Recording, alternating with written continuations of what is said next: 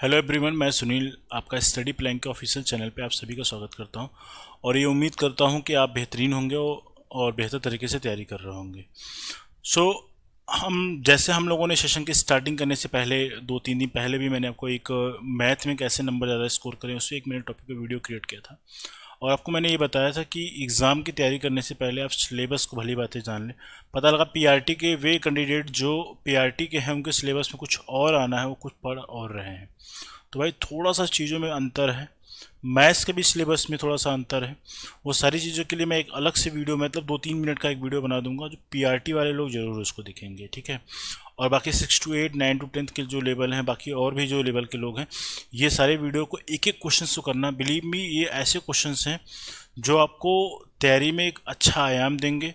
आप अगर केवल फार्मूला बेस्ड क्वेश्चंस कर रहे हैं, एग्जाम का लेवल आप सभी लोग जानते हो, पेपर के एनालिसिस कर लेना, एक से एक बेहतरीन क्वेश्चन आए हैं मेंसुरेशन के। अगर आप इसकी बेसिक अंडरस्टैंडिंग नहीं है तो क्वेश्चन आप कर नहीं पाएंगे फार्मूला लगा के। मैं आपको बहुत सारे क्वेश्चन ऐसे दिखाऊंगा जो पेपर में आपके आए हैं और आप एक स्टैंडर्ड लेवल पेपर की तैयारी करिए, तब जाके उम्मीद रखिए कि एग्ज़ाम में अच्छा स्कोर कर पाएंगे। कंपटीशन का लेवल आप जानते हैं, पेपर का लेवल आपने देखा है, मैथ का लेवल 6 to 8 की बात कर लेगा जो 9 दिसंबर को पेपर हुआ।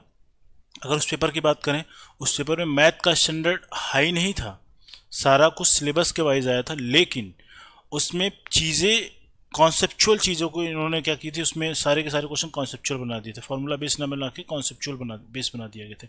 जैसा कि और टीचर एग्जाम्स में होता है वैसा इस एग्ज़ाम में नहीं है, ठीक है। तो आपको तैयारी बेहतरीन करनी पड़ेगी, तब जाके आप अच्छा स्कोर कर पाएंगे। और वीडियो को देखने से पहले एक मैं आपको सभी को सुझाव दूंगा, वीडियो को पॉज करके क्वेश्चन अगर आपके सामने अगर दिख रहा है तो आप वीडियो को पॉज करिएगा। पॉज करने के बाद खुद से क्वेश्चंस करने की कोशिश करिएगा और फिर आप देखिएगा कि आप क्वेश्चन कितना कर पाते हैं। बाद में मैं आंसर तो क्वेश्चन सॉल्व कराऊंगा ही कराऊंगा।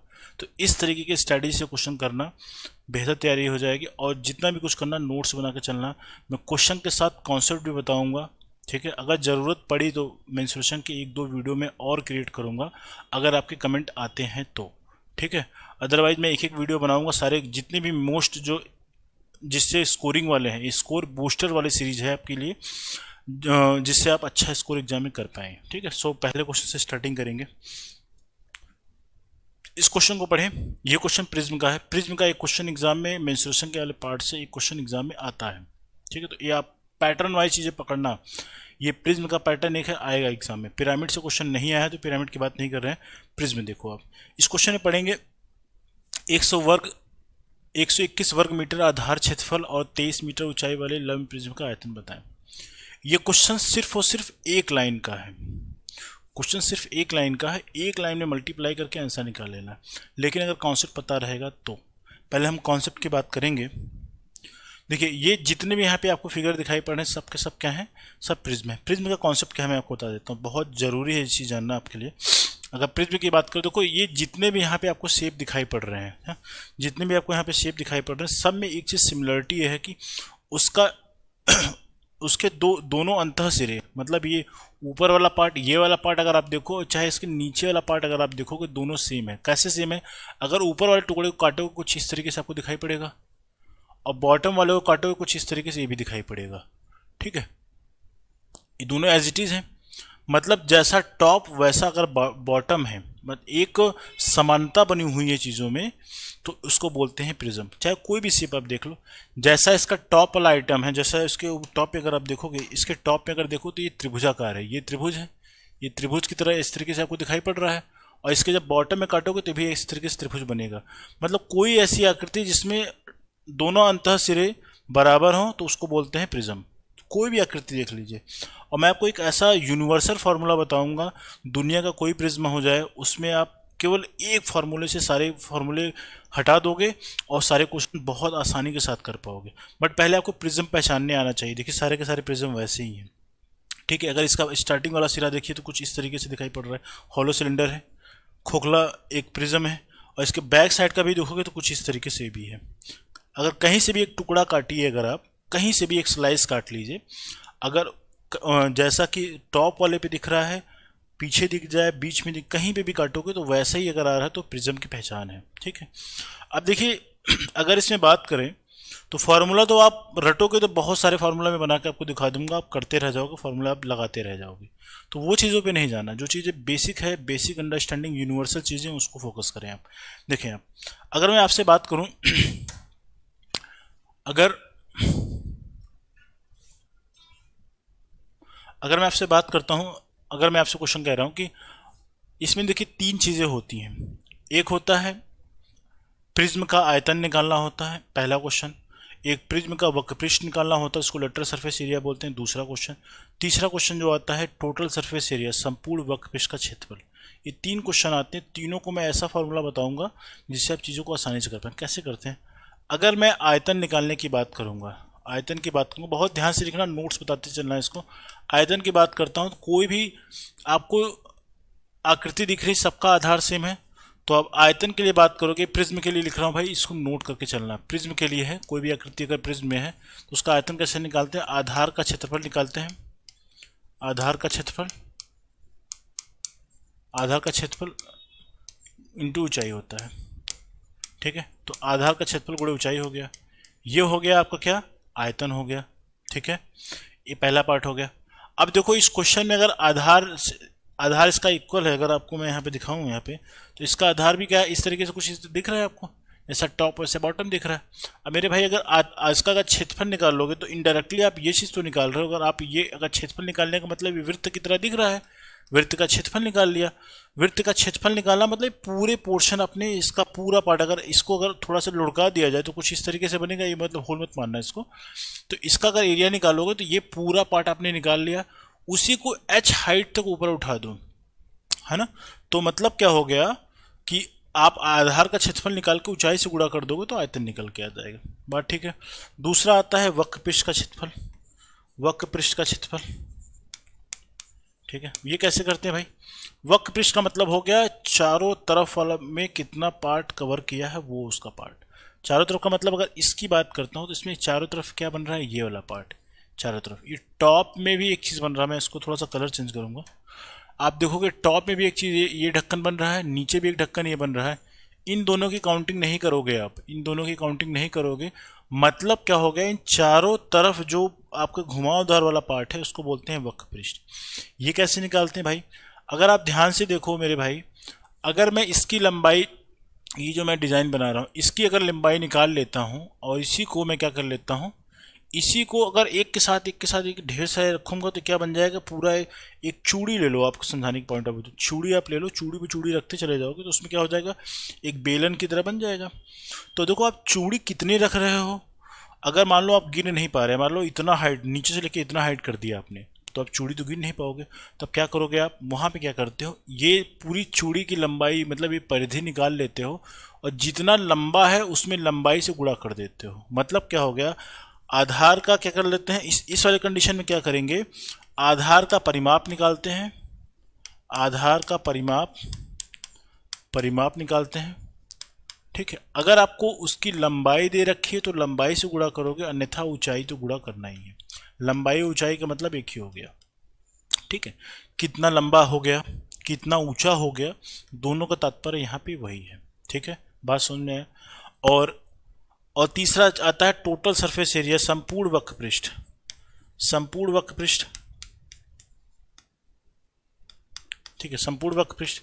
ये कैसे निकालता? तो आप जो वक्रपृष्ठ निकाला है आपने प्लस ये करोगे, वक्रपृष्ठ का क्षेत्रफल, क्षेत्रफल प्लस, अब एक चीज बहुत ध्यान से समझने की बात है, चीजें मैं समझाते हुए कर रहा हूं। अगर आपको संपूर्ण वक्रपृष्ठ निकालना है तो आपको ये टॉप और ये बॉटम, मतलब दोनों सिरों के जो आपने पार्ट छोड़े थे, उन दोनों पार्ट को अगर आप ऐड कर देंगे तो संपूर्ण वक्रपृष्ठ आ जाएगा। आपने दो चीज छोड़ा था, अगर इन दोनों को ऐड किया जाए तो दोनों एक जैसे ही हैं, ठीक है, दोनों एक जैसे ही। तो किसी एक का अगर आप एरिया निकाल लेंगे, किसी एक का क्षेत्रफल निकाल के अगर दोगुना कर दो, क्योंकि ऊपर का जो सिरा है उसका क्षेत्रफल, नीचे का जो सिरा है उसका क्षेत्रफल आपस में बराबर है। इसका मतलब अगर इसका क्षेत्रफल, किसी एक का क्षेत्रफल निकालने, क्योंकि किसी एक का क्षेत्रफल, इसी का क्षेत्रफल निकाल लेता हूँ, एक का क्षेत्रफल मतलब आधार का क्षेत्रफल निकाल लेते हैं। आधार का क्षेत्रफल निकाल लिया मैंने, आधार का क्षेत्रफल क्या कर लिया? इंटू ऊंचाई कर दिया, इंटू 2 कर दिया, 2 से गुना क्यों किया, क्योंकि ऊपर नीचे दोनों का लेना है, एक का निकाल के 2 गुना कर दिया। तो ये फार्मूले आप नोट कर लो। फार्मूला क्या है, ये एक बेसिक अंडरस्टैंडिंग है, आप ये नोट कर लीजिए और पहचान लीजिए प्रिज्म कैसा होता है। ये अब जो मैंने यहाँ पे जितने भी डायग्राम लगाए हैं सबके सब प्रिज्म है। टॉप देख लीजिए, बॉटम देख लीजिए, और कहीं से भी काटेंगे टॉप वाला ही पोर्शन आपको दिखाई पड़ेगा हर जगह। ठीक है, अब क्वेश्चन पे आते हैं और क्वेश्चन करते हैं। ये क्वेश्चन पढ़िए। अब क्वेश्चन कितना आसानी से होगा आप देखो। एक क्वेश्चन में दे के रखा है कि एक 121 वर्ग मीटर का क्या है, आधार है, कोई आकृति रही होगी, प्रिज्म रहा होगा, प्रिज्म के बारे में कोई जानकारी नहीं है, और उसकी ऊंचाई दे के रखा है। हमें क्या दे के रखा है, आधार का क्षेत्रफल दे के रखा है। बहुत ध्यान से देखना, कैसा क्वेश्चन बहुत तेजी के साथ आप कर पाओगे। एक लाइन का क्वेश्चन है, आधार का क्षेत्रफल दे के रखा है, क्षेत्रफल कितना दे के रखा है, आप बोलोगे 121 दे के रखा है। ऊंचाई कितना दे के रखा है, आप बोलोगे सर 23 दे के रखा है। 23 सेंटीमीटर है, मीटर है तो मीटर लगा लो आप। ठीक है, अब इसका अगर आयतन निकालना तो आपको आयतन निकालने का तरीका बताया क्या। आयतन का मतलब क्या होता है, आधार का क्षेत्रफल जो कि 121 दे के रखा है, 121 गुना क्या कर दोगे, 23 कर दोगे। बस एक लाइन का क्वेश्चन था ये प्रीवियस ईयर, मतलब अभी जस्ट दिसंबर 9 तारीख को जो पेपर हुआ उसमें क्वेश्चन आया है आपके।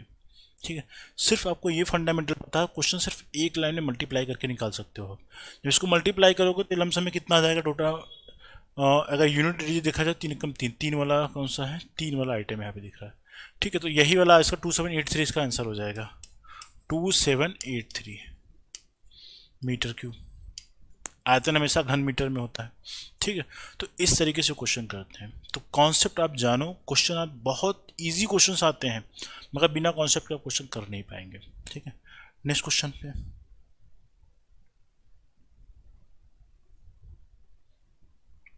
ये क्वेश्चन पढ़ें। ये क्वेश्चन ये भी आपके पेपर में आया क्वेश्चन है। कह रहा है एक ठोस, एक लोहे का एक ठोस टुकड़ा है, इतना इतना इतना मीटर विमाओं वाला एक घनाभ है। ठीक है, तो घनाभ दे के रखा है, इस तरीके से कोई घनाभ होगा, मान लो मैंने घनाभ बना दिया।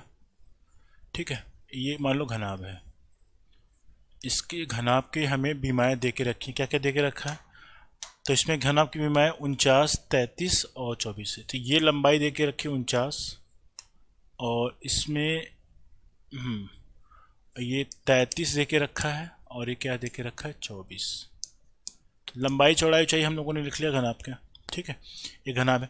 कह रहा है घनाभ को पूरी तरीके से पिघलाकर इसको क्या बनाया गया है, एक गोला बनाया गया है। ठीक है, इसको एक गोला बनाया गया है, तो गोले की त्रिज्या निकालना है हमें। कभी भी याद रखना, कभी भी किसी आकृति को पिघला के किसी और आकृति में परिवर्तित किया जाए, अगर आपने पूरी धातु यूज की है जो पहले वाले आकृति में रही थी, तो इस केस में क्या है, दोनों के आयतन हमेशा सदैव बराबर रहेंगे। मतलब अगर आप इसको पिघला के दूसरी आकृति बना रहे हैं, क्वेश्चन में कह रहा है गोला बना रहे हैं, तो गोला इस तरीके से बनाओगे आप, गोला बना रहे हैं, तो इस गोले का जो आयतन होगा और प्लस जो पहले वाली आकृति जिसको घनाभ इस क्वेश्चन में बोला गया है, दोनों के आयतन बराबर होंगे। जब आयतन बराबर होंगे तो क्वेश्चन हमें इसकी त्रिज्या मान लो r है, तो r फाइंड आउट करना है। तो ठीक है, तो अगर बेसिक अंडरस्टैंडिंग की बात करें तो इन दोनों के आयतन क्या होने चाहिए, बराबर होने चाहिए। आयतन जो इसका होगा और जो आयतन इसका होगा ये बराबर हो जाएंगे। अब सॉल्व करते हैं क्वेश्चन। अब क्वेश्चन सॉल्व करना अब यहाँ से स्टार्ट करोगे आप। इसका जो आयतन होता है 4/3 पाई r क्यूब होता है। इसका जो आयतन होता है लंबाई गुणा चौड़ाई गुणा ऊंचाई होता है। ठीक है, ये 3 चीज़ें हो गई। जो डेटा रखा दिया है उसको लिखो, 49 दिया है, इंटू 33 दिया है, इंटू 24 दिया है, और ये 4/3 पाई की वैल्यू 22/7 यूज़ कर लेते हैं, ज़्यादा बेहतर रहेगा। r क्यूब है तो r क्यूब करते हैं। अब पहले इसको सरल करने की कोशिश करेंगे। जब इसको आप सरल करोगे ना, तो अब देखो यहाँ से जो जो कट रहा है काटो इसे। 11 से काटोगे तो 3 बार जाएगा, 11 3 33, 11 दूनी क्या हो जाएगा, 22 हो जाएगा। ठीक है, 4 दूनी के 8 हो जाएगा, और 8 3 24 होता है। ठीक, अब कुछ कट रहा है, नहीं कट रहा है। यहाँ पे 3 और 7 भाग में बचा है, इसको यहाँ पे मल्टीप्लाई मिला। अगर हम 49 को अगर ब्रेक करना चाहें तो 7 गुने 7 ले सकते हैं। ठीक है, अब बराबर क्या हो जाएगा, r क्यूब बटे क्या हो जाएगा, 3 गुना 7 हो जाएगा, यही बच रहा है। ठीक है, अगर r क्यूब बराबर अगर डेटा लिखना चाहें तो क्या मिलेगा आपको, अगर r क्यूब बराबर अगर लिखोगे आप, तो r क्यूब बराबर चीज़ें लिखोगे तो क्या हो जाएगा, देखो 7 ये आ जाएगा, 7 गुना 7 गुना 7 गुना 3 गुना 3 गुना 3। अब देखो ध्यान से देखो, इस क्वेश्चन को सॉल्व करना तब ज़्यादा आसान हो जाता है जब तीन तीन की पेयरिंग बन जाती है, क्योंकि ये घन घन में दे के रखा है। ठीक है, तो इस क्योंकि इसको सॉल्व करने के लिए हमें घनमूल निकालना पड़ेगा। तीन तीन के पेयर बनाने के बारे में सोचो, तीन तीन क्या पेयर बन रहे हैं? तो आप देखोगे बिल्कुल बन रहे हैं। अब देखो यहाँ पे 7 3 बार आ चुका है और 3 3 बार आ गया है। इसको जब लिखोगे मेरे भाई तो ये 7 का क्यूब हो जाएगा, ये 3 का क्यूब हो जाएगा। ठीक है, जब अगर आप क्यूब रूट निकालने के लिए जब क्यूब रूट लोगे तो यहाँ पे 7 गुने 3 आ जाएगा, ये वैल्यू कितनी आ जाएगी? 21 मीटर आ जाएगी। ठीक है, तो जो भी डायमेंशन दे के रखा है, मीटर है तो मीटर ही लगा लो, सेंटीमीटर में दे के रखा है तो सेंटीमीटर लगा लो आप। ठीक है, तो इसका आंसर क्या आ जाएगा? 21 सेंटीमीटर। तो इस तरीके से क्वेश्चन करेंगे। कॉन्सेप्ट यही था कि किसी चीज़ को पिघलाया जाए, पूरा का पूरा मटेरियल यूज किया जाएगा तो आयतन बराबर होंगे। ठीक है, तो इस क्वेश्चन का आंसर क्या हो जाएगा? तो आप बताओगे इस क्वेश्चन का आंसर हो जाएगा 21, मतलब सी वाला ऑप्शन हो जाएगा। ठीक है, ये क्वेश्चन प्रीवियस ईयर का क्वेश्चन है, बहुत अच्छा क्वेश्चन है। नेक्स्ट क्वेश्चन पे चलो आप। ये क्वेश्चन पढ़ें। ये एक समलंब है, ये एक बेसिक क्वेश्चन है। इस क्वेश्चन पे बेस जो एग्जाम में क्वेश्चन आया वो भी बात करेंगे। मतलब ये भी क्वेश्चन पेपर में आपके आया है कई अलग अलग एग्जामों में, ये भी अच्छा क्वेश्चन। ये बेसिक अंडरस्टैंडिंग नहीं रहेगी तो चीज़ों को करने में आपके लिए दिक्कतें आएंगी। देखो कह रहा है समलंब चतुर्भुज है, तो समलंब चतुर्भुज के बारे में थोड़ी सी जानकारी मैं आपको देना चाह रहा हूँ। तो अगर देखो समलंब चतुर्भुज अगर बनाऊँ तो ऐसी आकृति रहती है, मान लो कुछ इस तरीके से अगर आकृति है तो इसको बोलते हैं समलंब। ठीक है, तो इसमें मान लो ये ए और बी, ये सी और ये डी है। ठीक है, तो ए बी सी डी है। अगर इसमें बात किया जाए तो यहाँ पे ए बी जो समांतर है, क्या है? ए बी समांतर सी डी है। ठीक है, पहला पार्ट ये हो गया। ठीक, ए बी समांतर सी डी है। और अगर इसमें बात करूँ इनका अगर मान लो यहाँ पे ऊंचाई मान लो एच रही होगी, अगर इसकी ऊंचाई एच है और यहाँ से लेकर यहाँ तक की ऊंचाई भी एच है मान लो। ठीक है, तो इनका क्षेत्रफल अगर निकालना हो तो कैसे निकालते हैं? और मान लो इसकी लंबाई यहाँ से लेकर यहाँ तक ए है और यहाँ से लेकर यहाँ तक बी रही होगी। ठीक है, तो इसका क्षेत्रफल कैसे निकालते हैं पहले वो चीज़ देखते हैं। ठीक, अगर क्षेत्रफल की बात करोगे भाई तो याद रखना ये बहुत इंपॉर्टेंट है, एग्जाम में इस पर डायरेक्टली क्वेश्चन आता है। ये होता है क्षेत्रफल की अगर बात करोगे, समलंब का क्षेत्रफल जो होता है 1/2 सम ऑफ पैरेलल साइड, समानांतर भुजाओं का योगफल। समानांतर भुजाएं क्या है? ए बी और सी डी है, और ए बी की लंबाई ए है और सी डी की लंबाई बी है। तो मतलब समानांतर भुजाओं का जब योगफल करोगे तो ए प्लस बी आएगा। इसकी ऊंचाई हम लोगों ने एच माना है तो गुने ऊंचाई कर दो। ऊंचाई का मतलब ये हो गया दोनों समानांतर भुजाओं के बीच की जो दूरी होती है वो ऊंचाई होती है। कभी कभी क्वेश्चन में आपसे ये बोलता है दोनों समानांतर भुजाओं के बीच की दूरी दे के रखी हुई है, वहाँ पे वो ऊंचाई की बात आपसे नहीं करेगा। तो अगर समानांतर भुजाओं के बीच की दूरी दे के रखी तो मतलब आप जान जाओगे कि यही ऊंचाई की बात कर रहा है। तो ये भी आप नोट में साइड में स्टार बना के लिख लेना। ठीक है, गुने ऊंचाई कर दिया। ठीक है, कुछ और चीज़ें लिख लो। कुछ और चीज़ों का मतलब हो गया, अगर मैं यहाँ पे एक लाइन ड्रॉ कर देता हूँ, कुछ चीज़ें इस तरीके से करता हूँ, थोड़ा सा डिलीट करता हूँ उसको। अगर मैं इसको हटा देता हूँ मान लो, ठीक है, अब देखो मान लो अगर मैं इसको यहाँ से यहाँ तक ड्रॉ कर दिया और इसको यहाँ से यहाँ तक मिला दिया, आप बोलोगे सर ये विकर्ण हो गए। अगर विकर्ण में बात करूँ तो अगर आप देखोगे तो यहाँ पे ये जो कोण बनता है, ये वाला कोण अल्फा मान लो है, तो यह भी कोण अल्फा होगा। अगर मान लो यह कोण बीटा है तो यह भी कोण बीटा है होगा। ठीक है, ठीक, तो याद रख लेना कभी भी अगर ऐसा चीज़ अगर आपके सामने दिखा तो ये क्यों ऐसा हो रहा है मैं बता देता हूँ। दो समानांतर जो भुजाएं खींची जाती है वहाँ पे अगर आप इस तरीके से अगर एक तिर्यक रेखा खींचते हैं तो इसके जो एकांतर को मतलब होते हैं ऑल्टरनेट एंगल जो होते हैं आपस में बराबर होते हैं। एकांतर कोण इसको हिंदी में बोला जाता है, एकांतर कोण बराबर होते हैं। तो मतलब क्या हो जाएगा, इसके वजह से समानांतर भुजाएं हैं और ये एक तिर्यक रेखा है तो इसके एकांतर कोण आपस में क्या हो जाएंगे? इक्वल हो जाएंगे। बात समझ में आई? ठीक है ना, ये बात तो समझ में आ गई। इसमें एक चीज़ और जानी जो कि आपके लिए ज़रूरी है, ये तो मैंने आपको यहीं पे समझा दिया। एक पार्ट इसमें और जानो, आप कोण ए प्लस कोण डी की जो वैल्यू होगी और जो बराबर होगी कोण बी प्लस कोण सी की, इन सबका योगफल जो होता है अलग अलग 180 अंश के बराबर होता है। ये भी नोट करना, बहुत ज़रूरी चीज़ें हैं, एग्जाम में इस पर भी क्वेश्चन पूछे जा सकते हैं। ठीक है, इतना नोट कर लिया, आप क्वेश्चन पे आ जाते हैं। ये क्वेश्चन पढ़ें, कह रहा है कि एक समलंब चतुर्भुज है। अब कॉन्सेप्ट पता लग गया, क्वेश्चन सॉल्व कर लोगे। एक समलंब चतुर्भुज है इस तरीके से, है ना, है ना। इसके समानांतर भुजाओं की लंबाइयाँ क्या है? इसकी 17 है, इसकी 9 कर दिया। ठीक है, और इनके बीच देखो यहाँ पे बोल दिया ना, इनके बीच की दूरी, इनके बीच की दूरी का मतलब ऊंचाई की बात कर रहा है वो। इनके बीच की जो दूरी है मतलब ये ऊंचाई जो है ये 7 है, इसको हम लोगों ने h मान लिया। आपको पता है क्षेत्रफल कैसे निकालते हैं, समानांतर भुजाओं का योगफल 1/2। समानांतर भुजाओं का योगफल क्या है, 17 प्लस क्या करोगे 9 करोगे, 17 प्लस 9 कर दिया। और ऊंचाई क्या है, इनके बीच की दूरी क्या है, बोलोगे सर 7 है। ठीक है, 17 में अगर 9 जोड़ो तो कितना आएगा, 17 में अगर 9 जोड़ोगे तो 26 हो रहा है। ठीक है, तो ये वैल्यू 26 हो जाएगी। तो 26 डिवाइडेड बाई 2 हो जाएगा, इंटू 7 करोगे तो क्या हो जाएगा, ये काटोगे तो क्या हो जाएगा 13 हो जाएगा। 13 से क्या हो जाएगा 91 होता है। तो 91 क्या हो जाएगा, क्योंकि ये सब सेंटीमीटर में है तो सी एम स्क्वायर हो जाएगा। ठीक है, तो इस तरीके से क्वेश्चन करते हैं। और क्वेश्चन इस तरीके से अगर आप करोगे तो क्वेश्चन एग्जाम में कॉन्सेप्ट वाइज आप बहुत, आपको कॉन्फिडेंस बूस्ट फील होगा इस चीज़ को करने में। ठीक है, ये क्वेश्चन पढ़ें, ये एग्जाम में आया क्वेश्चन है। ये क्वेश्चन थोड़ा सा बड़ा रहेगा लेकिन ये क्वेश्चन आपको बहुत कुछ सिखाएगा। जैसे क्या हो गया, इससे मैं त्रिभुज का क्षेत्रफल भी निकालना सिखाऊंगा, 2-3 तरीके बताऊंगा उसके। और उसके बाद इसमें फॉर्मूला किस तरीके से अप्लाई करते हैं इस क्वेश्चन को सॉल्व करने के लिए, वो सारी चीज़ देखेंगे।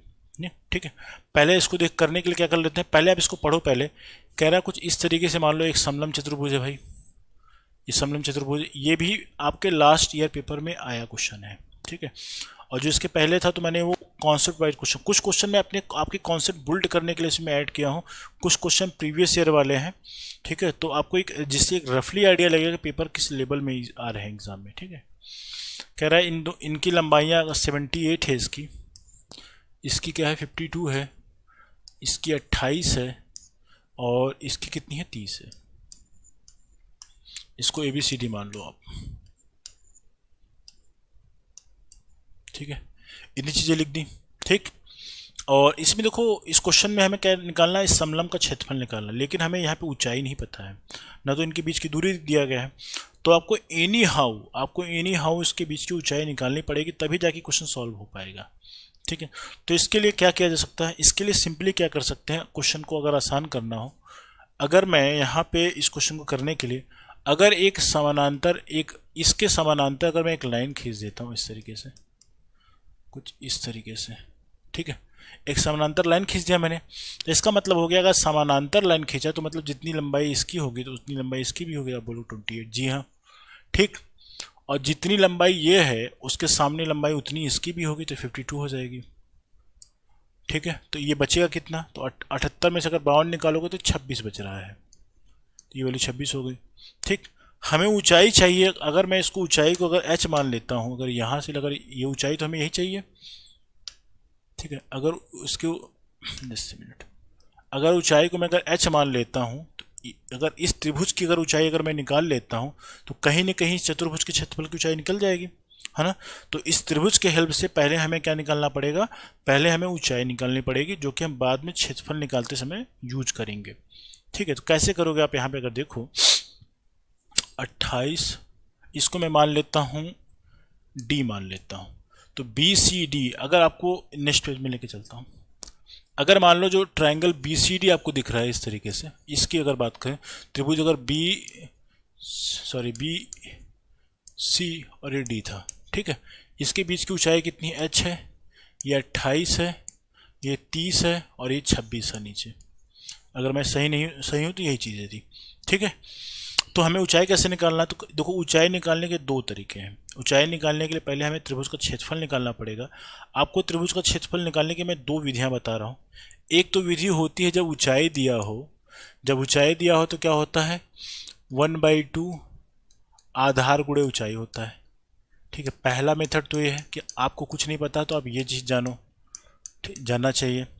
दूसरा मेथड, अगर तीनों भुजाएं दिया हों, आप जैसे मैं बोलता जा रहा हूँ वैसा लिखते चले जाना। यदि तीनों भुजाएं गिवन हो तो त्रिभुज का क्षेत्रफल निकालते हैं हीरोन्स फार्मूले से। हीरोन्स फार्मूला आप लोगों ने सुना भी होगा, हीरोन्स फार्मूले से निकालते हैं। ठीक है, हीरोन्स फार्मूले से निकालते कैसे निकालते हैं, ये जो फार्मूला होता है √s into s minus a into s minus b into s minus c होता है। ठीक है, और आपके दिमाग में एक चीज़ आएगा कि सर a क्या है s क्या है, तो मैं आपको बता देता हूँ। अगर मान लो त्रिभुज इस तरीके से रहा होता, तीनों भुजाएं क्रमशः ए बी और सी लंबाई की रही होती तो ए बी सी तो भुजाओं की लंबाइयां हैं, यहाँ पे आप लिख लेना ये सब चीज़ें, मैं लिख नहीं रहा हूँ, बोल रहा हूँ। और एस क्या है, एस है अर्ध परिमाप, एस क्या है यहाँ पे अर्ध परिमाप है, बराबर अर्ध परिमाप मतलब पेरीमीटर का हाफ है, ठीक है।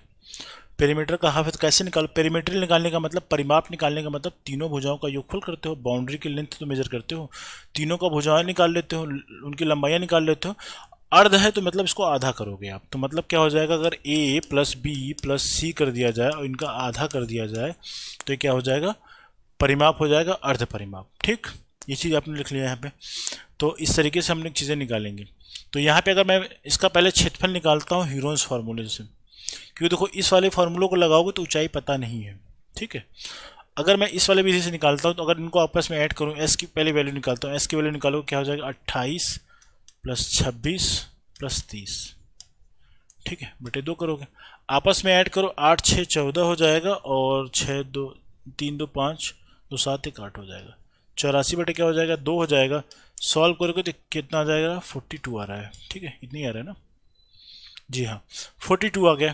अब इसको जब यहाँ पे रख के सॉल्व करते हैं मेरे भाई, यहाँ पे रखो, तो पहला एस कितना है 42, उसके बाद 42 में से क्या निकालना पड़ेगा, 42 माइनस क्या करोगे आप 28 से यहाँ से स्टार्ट कर लेते, 28 के बाद हम करेंगे 26, 26 के बाद 30 कर लेंगे, तो 28 निकालो, उसके बाद करो 42 माइनस क्या करो 26 कर लो, उसके बाद 42 माइनस 30 कर लो, ठीक है।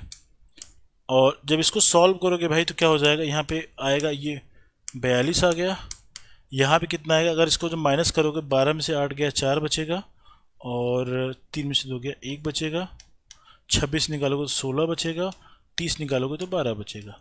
अब इसको जब सरल करना है तो इसको हमें क्या करना पड़ेगा, दो दो के पेयर बनाने पड़ेंगे, तब जाके क्वेश्चन ईजिली सॉल्व हो पाएगा। पेयर बनाने का क्या मतलब है, इसको थोड़ा सिंप्लीफाई करेंगे, फैक्टराइज करेंगे, गुणनखंड करेंगे, ठीक है, क्योंकि इतना बड़ा मल्टीप्लाई करके क्वेश्चन सॉल्व करना थोड़ा कठिन बन जाएगा। तो यहीं भी करते हैं, करोगे यहाँ पे तो क्या हो जाएगा, तो क्या हो जाएगा, इसको करोगे दो त्रिका 6, 6 सतह 42 हो जाएगा, ठीक है। और जब 14 को करोगे, जब 14 को करोगे, मैं अलग अलग पेन से करता हूँ, जब 14 को करोगे क्या 2 सतह क्या हो जाएगा 14 हो जाएगा। और जब आप 16 को करोगे, जब 16 को करोगे तो क्या हो जाएगा 2 गुना 2 गुना 2, 2 को 4 बार लिखोगे। अब 12 को जब करोगे तो क्या करोगे, जब 12 को करोगे तो यहाँ पे क्या करोगे 2 दूनी 4 तरीके क्या हो जाएगा 12, जितने की पेयरिंग बन पाए बना डालो, ठीक है। थोड़ा सा ये फैक्टर बड़ा हो गया, मगर फैक्टर ऐसे नहीं, गुणनखंड ऐसे नहीं कि आप कर नहीं पाएंगे, इजी है। आप 12 लिखना है तो 4 त्रिके 12 होता है, 4 को 2 खंड में तोड़ सकते हैं, 2 गुना 2 कर सकते हैं, ठीक है, जितना ज़्यादा सिंप्लीफाई कर पाए उतना कर पाए, ठीक है। अब यहाँ पे 2 की काउंटिंग करी, कितनी बार 2 आ रहा है, 2 कितना बार 1 2 3 4 5 6 7 8, 2 आया है 8 बार, इसलिए 2 की घात 8 लिखेंगे, ठीक। और 3 कितनी बार आया है 1 2 3, तो सिर्फ 2 बार आ रहा है, 3 के क्या करोगे 3 का स्क्वायर करोगे आप। 7 कितनी बार आया है 1 2, 7 भी 2 ही बार दिख रहा है, तो 7 को भी 2 लिख लो आप। स्क्वायर रूट था तो स्क्वायर रूट लगा दो। जब स्क्वायर रूट जब सॉल्व करोगे आप, तो स्क्वायर रूट जब सॉल्व करोगे 2 की घात जो 8 है 2 की घात 4 हो जाएगा, और जो 2 की घात 3 की घात 2 है वो 3 बन जाएगा। मतलब क्या है 2 में से 1 निकल के आता है, 8 है तो 4 निकल के आएगा, 12 है तो 6 निकल के आएगा, ठीक है। तो 8 है तो 4 निकल के आएगा, मतलब 2 की घात 4 आएगा, और 3 का स्क्वायर तो 3 आ जाएगा, 7 का स्क्वायर तो 7 आ जाएगा, और 2 की घात 4 का मतलब हो जाएगा ये 16 हो जाएगा, और 7 त्रिक 21 हो जाएगा। जब मल्टीप्लाई करोगे तो कितना आ जाएगा, ये 3 3 6 आएगा शायद, 16 बीस है 332, और हाँ 16 का जब 20 गुना करोगे 320 आएगा, और एक एक्स्ट्रा जो बढ़ रहा है उसकी वजह से 16 और ऐड करोगे 336 हो जाएगा। तो ये वैल्यू कितनी आ जाएगी, ये वैल्यू 336 आ जाएगी, ठीक है। तो इसका क्षेत्रफल आ गया 336 आ गया, ठीक। क्षेत्रफल 336 आ गया। अब मेरे भाई एक चीज़ बताओ, क्या इस क्षेत्रफल की हेल्प से ऊंचाई निकाल सकते हैं? आप बोलोगे बेशक निकाल सकते हैं। अगर यहाँ पे ये सब सारी चीज़ें आई थिंक क्लियर हो गई होंगी, क्योंकि सारी चीज़ों को बहुत डिटेल में बता रहे हैं, तो आपको चीज़ें थोड़ी सी बड़ी नज़र आएंगी। तो ऐसा नहीं कि इसमें अलग अलग क्वेश्चन भी एग्जाम में बन सकते हैं। ये आपको दे देगा, बोलेगा क्षेत्रफल निकालिए, तो आपको इतने ही विधि से आपको क्षेत्रफल निकालना आ जाएगा। बात समझ में आया? अब देखो हमें करना क्या है। हमें ये त्रिभुज है, यही त्रिभुज है, हमें क्षेत्रफल निकल के आ गया 336। ये 28 है, ये 26 था और ये 30 था। हमें ऊंचाई निकालना है मेरे भाई। इसका जो क्षेत्रफल हम लोगों ने निकाला है, क्षेत्रफल क्या निकाला है हमें मालूम है। अगर ऊंचाई दिया है तो 1/2 आधार गुणे ऊंचाई लिखते हो आप, आधार गुणे ऊंचाई लिखते हैं। ठीक है, आधार गुणे ऊंचाई लिख दिया। अब हमें क्षेत्रफल पता है 336 हम लोगों ने निकालना है दूसरे विधि से। किसी भी आकृति का, किसी भी शेप का क्षेत्रफल आप किसी भी विधि से निकालिए, क्षेत्रफल हर एक फॉर्मूले से, हर एक विधि से एक ही आएगा। आप चाहे अप्लाई कर लेना। एक विधि से क्षेत्रफल हम लोगों ने निकाल लिया है 336, जहाँ पे ऊंचाई का यूज नहीं किया था हम लोगों ने, क्योंकि हमें ऊंचाई यूज करना है। तो हमें क्या करना पड़ेगा, जो दूसरा फार्मूला बनता है उस वाले फार्मूले को इसके बराबर कर सकते हैं। ठीक है, तो 1/2 कर दिया। आधार की वैल्यू कितनी, 26 और 26 लिख दिया। ऊंचाई की वैल्यू कितनी है, ऊंचाई की वैल्यू पता नहीं, तो इसको h मान लेते हैं। जब सॉल्व करोगे क्या हो जाएगा, 13 बार कटेगा। h की जो वैल्यू निकालना होगा तो क्या करोगे, 336 क्या करना पड़ेगा आपको, 13 से भाग करना पड़ेगा। तो 13 दूनी की 26 हो जाएगा, और 26 अगर हो गया तो 4 और 3 7, 13 पचे 65 हो जाएगा। ठीक, 26 हो गया, 13 26, 7 76 देते हैं, तो बचे 65, 5 11, 10 मिनट लगाओगे 8 आ जाएगा। ठीक है, 25.8 आएगा। ये मीटर है तो मीटर लगा लेते हैं। हमारा मीटर में था या सेंटीमीटर में था, सेंटीमीटर में है। ठीक है, सेंटीमीटर लगा लिया। ठीक है, हमें इस क्वेश्चन में ऑलमोस्ट सारी चीज़ें पता लग गई। अब हम आते हैं अपने फर्स्ट पेज पे।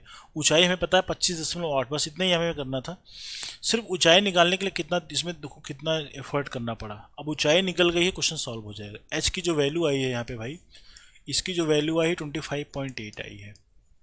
ठीक है, एक लमसम में डेटा आएगा, हो सकता है 10 अगर मान लो आंसर आएगा तो 9.7 या 9.8 आएगा। तो हम उसको एक मोटा मोटा हम इसको, क्योंकि हम लोगों ने 336 में 13 से डिवाइड किया था, उसकी एग्जैक्ट वैल्यू नहीं निकाली थी। ठीक है, मल्टीप्लाई करो क्या हो जाएगा। उसका जब क्षेत्रफल निकालने का तरीका बताया था, 1/2 समानांतर भुजाओं का योगफल क्या करोगे, 78 + 52 करोगे। ऊंचाई कितना है, 25.8 से करोगे। ठीक है, तो 1/2 इनको आपस में ऐड करोगे तो क्या हो जाएगा, 130 हो रहा है। 78 2 80, 80 50 130 हो जाएगा, और इंटू क्या होगा 25.8 हो जाएगा। जब मल्टीप्लाई डिवाइड करोगे तो 65 हो जाएगा। ये जब 65 का गुना करोगे इसमें कितना आ जाएगा, 25.8।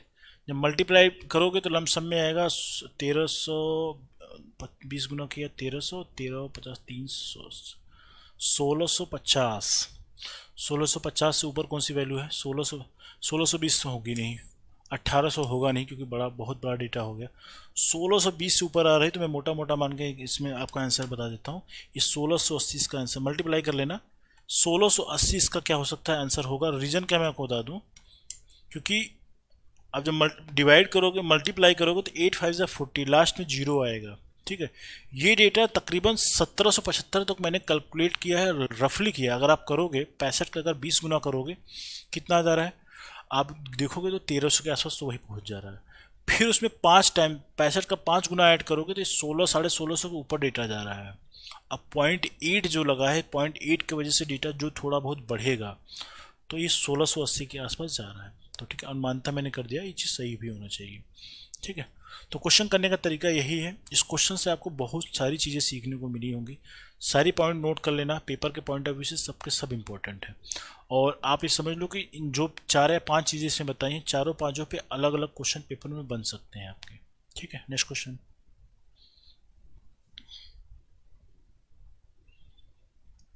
ये क्वेश्चन पढ़ें। ये क्वेश्चन एग्जाम में आप बिलीव नहीं करोगे, ये सीटेट के पेपर में आया है, केवीएस के पेपर में, एनवीएस के पेपर में, बिहार के पेपर में भी लगातार 2 बार से आ रहा है। ठीक है, कभी वो 6 to 8 में पूछता, कभी 9 to 10 में पूछता। ये 6 to 8 में पिछले बार क्वेश्चन आया है। ठीक है, ये क्वेश्चन पढ़ें। एक क्वेश्चन में कह रहा है कि एक सचित्रालय की धारिता है, एक कोई टंकी होगी, सचितालय का मतलब हो गया टंकी है कोई, उसकी धारिता कितनी है, 108 घन मीटर है।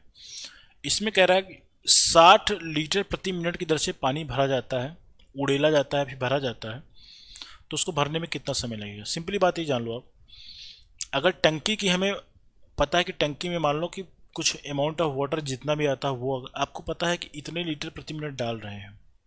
अगर मान लो 60 लीटर की टंकी है और मैं कह रहा हूँ कि मैं 1 मिनट में आधा लीटर पानी डालता हूँ, 1 मिनट में आधा लीटर पानी डालता हूँ, तो आपसे मैं क्वेश्चन अगर पूछूँ कितने मिनट में टंकी भर जाएगा, तो आप सिंपली तुरंत जवाब दोगे सर 120 मिनट में टंकी में भर दूंगा।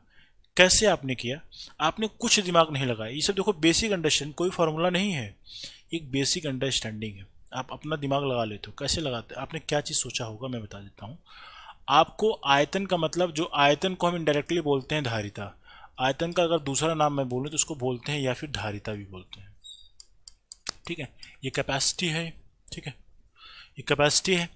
और इसकी अगर वैल्यू अगर फाइंड आउट किया जाए, अगर रेट इंटू अगर हम कर दें, जो रेट है इसका, रेट में अगर हम इसका टाइम से मल्टीप्लिकेशन कर दें, ठीक है, टाइम से अगर आप मल्टीप्लाई कर दोगे तो मतलब क्या, किस रेट से वो गिर रहा था, कितने समय तक वो गिरा, तो इससे आपको क्या पता लग जाएगा कि टंकी में कितना पानी भरा जाना है, या फिर भरा था तो कितने समय में भरा जाना है, अगर इतने समय में भरा तो कितने दर से गिर रहा है। आप वो 3 चीज़ें इसमें आप आराम से निकाल सकते हो। ये फार्मूला आपने बिना कोई फार्मूला जाने निकाल दिया, ठीक है।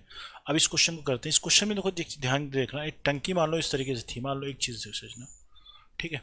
ये 108 क्या दे के रखा है, 108 घन मीटर दे के रखा है। देखो मेरे भाई 108 घन मीटर, ये हमारे बोलचाल की भाषा में हमको नॉर्मली लोगों को चीज़ें नहीं समझ में आती हैं। हम लोग लीटर में बात करते हैं कि इसमें इतना लीटर की टंकी है, आप ये बात करते हो ना। तो अगर इस चीज़ को मैं उस तरीके से अगर सोचने की कोशिश करूँ, मैं आपको चीज़ें समझाता हूँ। क्योंकि जो टंकी में पानी भरी जा रही है, प्रति लीटर भरा जा रहा है, तो कहीं ना कहीं अगर हमें ये चीज़ पता लग जाए कि इस टंकी में मीटर क्यूब वाला हिसाब किताब छोड़ते हैं, इसको अगर लीटर में पता कर लेते हैं तो हमारा चीज़ ज़्यादा आसान हो जाएगा, है कि नहीं। तो व्यवहारिक चीज़ें हो जाएंगी। पहले इसको हम करने की कोशिश करते हैं। अगर एक चीज़ ये जानो, अगर मैं 1 मीटर क्यूब की बात करता हूँ मेरे भाई, 1 मीटर क्यूब बराबर होता है 1000 लीटर। ये फॉर्मूला आप याद कर लेना, पेपर में कभी भी क्वेश्चन बनेगा तो 99% चांस है कि क्वेश्चन आपको डायरेक्टली नहीं देगा, आपसे कन्वर्जन करवाया जाएगा, चाहे वो सेंटीमीटर क्यूब बराबर कितना निकालना पड़े या फिर मीटर क्यूब बराबर निकालना पड़े। 1 मीटर क्यूब बराबर 1000 लीटर होता है। इसका क्या मतलब हुआ, अगर 1 मीटर लंबी, 1 मीटर चौड़ी, 1 मीटर ऊंची अगर टंकी है तो उसमें 1000 लीटर पानी आएगा, ठीक है ना। और क्योंकि ये है 108 मीटर मीटर क्यूब है, इसका मतलब 108 मीटर लंबा रहा होगा, 108 मीटर चौड़ा रहा होगा, 108 मीटर ऊंचा रहा होगा। तो इसमें पानी कितना है, तो आप बोलोगे सर पानी की अगर धारिता की बात करें, अगर आयतन की बात करें, ठीक है, आयतन का मतलब होता है कितना जगह घेरा है या फिर कितनी धारिता है। इनडायरेक्टली मतलब सबका मतलब एक ही होता है। तो आप बोलोगे सर क्योंकि ये मीटर क्यूब में लगा तो 108 तो मीटर क्यूब में है, अगर इसमें 1000 से गुणा कर दोगे, क्योंकि हम इसको लीटर में बदलना है, तो ये लीटर में बदल जाएगा, तो ये हो जाएगा 1,08,000 ये लीटर हो जाएगा। अब ये क्वेश्चन ऐसा हो गया, 1,08,000 कैपेसिटी की टंकी थी, अब पानी भरा है कितना, 60 लीटर 1 मिनट में पानी भरा है, तो पानी भरने में कितना समय लगेगा। अब डेटा फीडिंग करके आंसर निकाल लीजिए आप लोग सभी लोग, ठीक है। इसकी बाद वाले में जगह है, हाँ भी, जी हाँ। तो अब देखो भाई सब कुछ पता है तो केवल फीडिंग कर लेते हैं। आयतन या फिर धारिता बराबर हम लोगों ने जो लिखा था, दर इंटू क्या लिखा था, टाइम लिखा था, समय लिखा था। तो हमें ये दर दे के रखा है 60 लीटर प्रति मिनट, है ना, ये मिनट लिखा है, इस चीज़ को ध्यान देना, समय लिखा है, और यहाँ पे इसकी वैल्यू कितनी निकल के 1,08,000, ठीक है। अगर हमें समय निकालना हो तो क्या करोगे आप, डिवाइड ही तो करोगे, 1,08,000 को 60 से डिवाइड कर दो, ये 0 से 0 काट दो, 6 से काटोगे। अब जब 6 से इसको काटोगे तो क्या हो जाएगा, 6 कम 6 हो जाएगा, 6 8 48 हो जाएगा, और डबल जीरो तो डबल जीरो लगा लो, मतलब कितना आंसर आ गया, 1800 मिनट आ गया। 1800 जो मिनट है क्या हो गया, 1800 मिनट में टंकी भरेगी, ठीक है। तो इस प्रश्न में जो आंसर जो है कौन सा होगा, इस क्वेश्चन में आंसर क्या है, ये घंटे में दे के रखा है, ठीक है। इस क्वेश्चन में आंसर घंटे में दे के रखा है, तो 1800 मिनट को जब घंटे में बदलोगे तो क्या करोगे, बताओ इसका आंसर। तो 1800 मिनट को अगर हमें घंटे में बदलना है तो 60 से डिवाइड करना पड़ेगा, अब जानते हो। तो कन्वर्जन देखो कितनी चीज़ें करा रहा है। अगर 1800 मिनट है, 1800 मिनट है, अगर इसको घंटे में बदलना है तो क्या करोगे, 1800 मिनट को 60 से भाग करना पड़ेगा, तभी हो जाएगा डेटा घंटे में। जब सॉल्व करोगे क्या हो जाएगा, 60 घंटा, सॉरी 6×18 होगा ना, ये 30 घंटा आ जाएगा। 30 घंटा इसका क्या हो जाएगा, उत्तर हो जाएगा। तो इस क्वेश्चन का आंसर क्या हो जाएगा, 30। तो ऑप्शन नंबर क्या हो जाएगा, 1 सही है। ऑप्शन नंबर 1 सही है। बात समझ में आया। तो इस तरीके से क्वेश्चन करेंगे। क्वेश्चन बेहद आसान था, बेसिक अंडरस्टैंडिंग पे था। आपने देखा होगा, आपने फॉर्मूला खुद से बनाया इस क्वेश्चन में, मैंने आपको कोई हेल्प नहीं करी है, सिर्फ मैंने आपको चीज़ें बताई हैं थोड़ी सी। ठीक, ये क्वेश्चन पढ़े आप।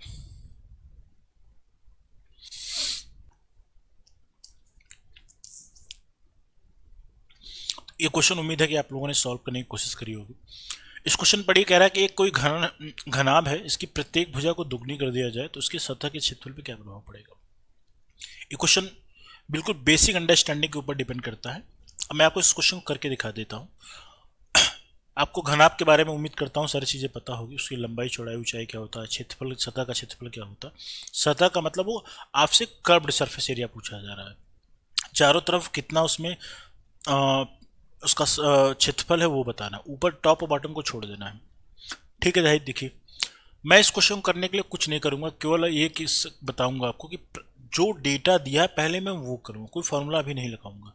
पहले जो डेटा लिखा वो लिखो आप। प्रारंभ में क्या है, क्योंकि आपको पता है घनाभ में 3 ही चीजें होती हैं, लंबाई चौड़ाई और ऊंचाई। तो तीनों पे ही बात करके हम क्वेश्चन को सॉल्व करते हैं। तो प्रारंभ में मान लेता हूं इसकी लंबाई, मान लो इसकी प्रारंभ में इसकी लंबाई क्या है, मान लिया L थी। चौड़ाई मान लिया कितना है, ये मान लो B रही होगी। ऊंचाई मान लिया कितना है, ऊंचाई इस क्वेश्चन में कितना है, H है। अब बाद में कह रहा है, जो क्वेश्चन के हिसाब से कह रहा है, प्रत्येक भुजा को दोगुना करने का मतलब लंबाई 2L हो जाएगी, दोगुने का मतलब। तो ये अब ये क्या हो जाएगा, 2L हो गया। चौड़ाई भी दोगुना होने का मतलब ये 2L हो जाएगा। ऊंचाई का मतलब क्या हो जाएगा, 2L हो जाएगा। ठीक है। अगर इसके सतह का क्षेत्रफल निकालना है, मतलब सतह का मतलब इसमें 6 फलक होते हैं, 6 फलक का अगर सतह का क्षेत्रफल निकालना जाए तो टोटल सरफेस एरिया की बात कर रहा है। अगर इसके संपूर्ण वक्रपृष्ठ की अगर मैं बात करता हूं तो ये होता है 2 times LB plus BH plus HL होता है। ये होता है संपूर्ण पृष्ठ का क्षेत्रफल होता है। ये प्रारंभ में फॉर्मूला ऐसे बनता है, लेकिन इस क्वेश्चन में ये बोल दिया गया है कि इसकी प्रत्येक भुजा को दुगना कर दिया जाए तब क्या प्रभाव पड़ेगा इसके क्षेत्रफल पे। दुगना कर दिया तो आप सिंपली फॉर्मूला लगाओ, 2 टाइम्स LB। LB का मतलब हो गया L के जगह पे 2L लिखोगे, L के जगह पे 2L लिख दिया, B के जगह पे 2B कर दो, और प्लस B के जगह पे 2B कर दो, H के जगह पे 2H कर दो, प्लस 2H इंटू 2L कर दो। यही करोगे, यही करोगे आप। अब इसको जब सॉल्व करोगे भाई, तो आप इसको ऑब्जर्व करो क्या किस तरीके से पैटर्न आ रहा है। तो यहाँ पे देखो 2 दूनी के 4 हो जाएगा, 4LB आ गया, और 2 दूनी के 4BH आ जाएगा, प्लस 2 दूनी के 4HL आ जाएगा, आएगा। आप बोलोगे सर बिल्कुल आ जाएगा। अगर मैं देखो यहाँ से चाहूँ तो सब में से 4 कॉमन ले सकता हूँ, आप बोलोगे बिल्कुल ले सकते हैं। जब मैं 4 कॉमन ले लूँगा तो कुछ इस तरीके से चीज़ें बन के आ रही हैं, 2 times LB plus BH plus HL बन के आ रहा है। अब एक चीज़ ये बताइए, आप लोग थोड़ा सा इसमें अगर दिमाग लगाओगे तो 2 times LB plus BH plus HL ये प्रारंभिक मान है कि नहीं। तो ये मतलब प्रारंभिक मान ये है ना। तो प्रारंभिक मान का कितना गुना हो रहा था, आप बोलोगे सर 4 गुना हो रहा है। तो इस क्वेश्चन का आंसर क्या हो जाएगा, 4 गुना। क्वेश्चन बहुत बेसिक लेवल का था, मगर ये पेपर में भी आपके क्वेश्चन आया है। तो आपको मेंसुरेशन के क्वेश्चन में फॉर्मूले की अंडरस्टैंडिंग होने के अलावा शेप्स के बारे में, आकृतियों के बारे में एकदम बेसिक अंडरस्टैंडिंग होनी चाहिए। और जितने भी क्वेश्चंस मैं करा रहा हूँ ये NCERT SCERT का निचोड़ करा रहा हूँ। अगर ये चीज़ आप समझ लिए तो सारे क्वेश्चन बहुत ईजिली सॉल्व कर पाएंगे। ठीक है, ठीक। तो कितना आंसर हो जाएगा, 4 टाइम्स। समझ में आ गया बात किस तरीके से किया। ये प्रारंभिक मान था, प्रारंभिक मान का 4 गुना यहाँ पे दिखाई पड़ रहा है, जब लंबाई को 2 गुना और चौड़ाई को 2 गुना ऊंचाई को 2 गुना किया गया है तब। ठीक है, आई होप समझ में आ चुका है। ठीक है, नेक्स्ट पार्ट पे चलो। इसके ये क्वेश्चन पढ़ें, और ये क्वेश्चन मेरे हिसाब से इस पूरे वीडियो का सबसे इजी क्वेश्चन है। ठीक है। ये कह रहा है समचतुर्भुज का क्षेत्रफल, मगर ये फॉर्मूला बहुत इंपॉर्टेंट है, एग्जाम में भी ये भी क्वेश्चन आपके पेपर में आया है। कह रहा है अगर मैं समचतुर्भुज की बात करता हूं भाई, समचतुर्भुज की बात करूं, ये कुछ इस तरीके से कुछ आकृति होती है, प्रत्येक भुजाएं आपस में बराबर रहेंगी, है ना। इसमें दो विकर्ण D1 और D2 होते हैं। अगर इसका क्षेत्रफल अगर विकर्ण के हेल्प से निकालना है तो 1/2 D1 इंटू D2 करोगे आप, ठीक है। D1 इंटू D2 करोगे, इससे प्रत्येक भुजाएं बराबर होती है। एक इसमें एक फॉर्मूला आप और नोट कर लेना, 4a² इक्वल टू होता है D1² प्लस D2², है ना। ये आप नोट कर लेना, इससे भी क्वेश्चन एग्जाम में आएंगे, ठीक है। एक बात और याद रख लेना, इसमें जो विकर्ण होते हैं आपस में बराबर नहीं होते हैं। ये तो हो गई कॉन्सेप्ट की बात। अब क्वेश्चन पे आ जाते हैं। कह रहा है समचतुर्भुज का क्षेत्रफल, क्षेत्रफल का मतलब इसकी वैल्यू कितनी दे के रखी है, 480, 1/2 है, लिख लिया। इसमें से एक विकर्ण की लंबाई दे के रखी 20 सेंटीमीटर, तो आप इसको एक विकर्ण मान लो, पहले वाले को मान लो 20 है तो 20 लिख लिया। और आपसे इसमें दूसरे विकर्ण की लंबाई पूछ रहा है, तो दूसरे विकर्ण की लंबाई D2 मान लिया। सॉल्व करो, 2 से काटोगे तो कितनी बार कट रहा है, 2 दहा में 10, 20 होता है। इस 0 से काटोगे तो 0 कट जाएगा, तो D2 की जो वैल्यू आपको दिखाई पड़ रही है कितना आ रहा है, 48 सेंटीमीटर है, तो सेंटीमीटर लगा लो, ठीक है।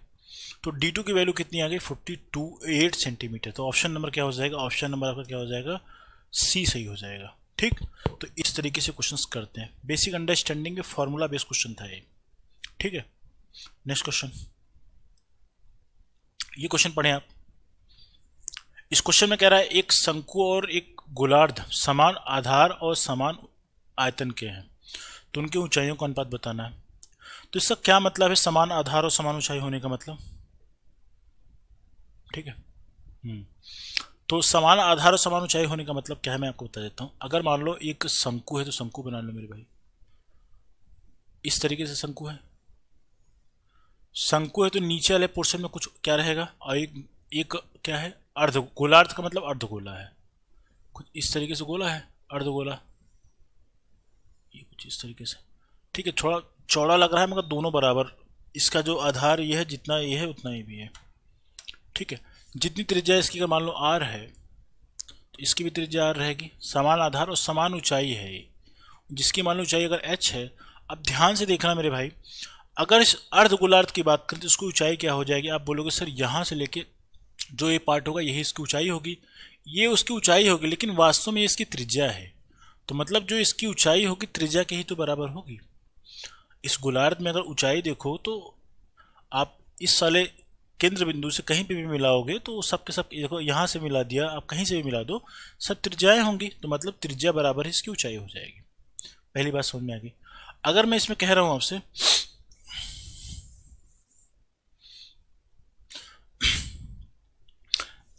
अगर इनके आयतन समान है तो इसका आयतन लिखो आप, तो आयतन समान हो, इसका जब लिखोगे तो 1/3 पाई r²h लिखोगे, बिल्कुल लिख सकते हो। इसका जो आयतन होता है क्या होता है, 2/3 पाई r³ होता है। क्योंकि त्रिज्याएं बराबर है तो हम डायरेक्टली r वाला जो डेटा है, त्रिज्या वाला मान है, हम काट सकते हैं।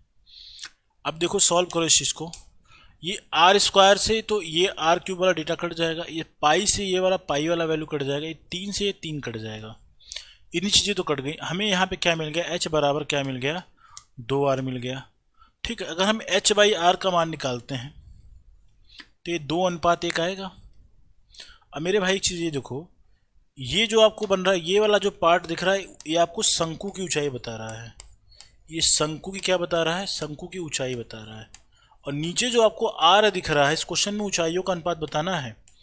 और ये जो आपको आर दिख रहा है, आपको पता है जो अर्ध गोला बना है, जो अर्ध कटोरा जो बना है, अर्ध गोला बना है, अर्ध गोला बना है, अर्ध गोला बना है, उसकी ऊंचाई है, ठीक है। आपको मैंने बताया था कैसे ऊंचाई है, तो इस वाले क्वेश्चन में यही है। तो इसका आंसर कितना आ जाएगा, 2:1।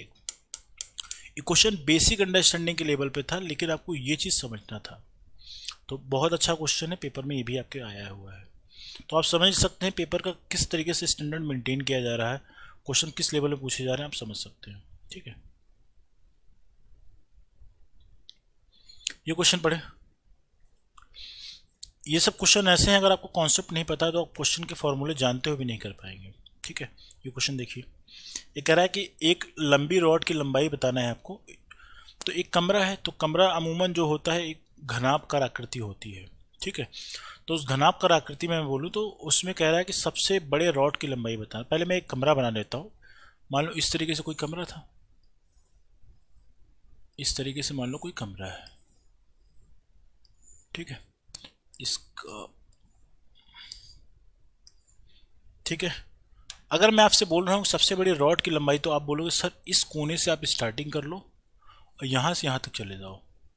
सबसे बड़े रॉड की लंबाई तो यही होगी, है ना।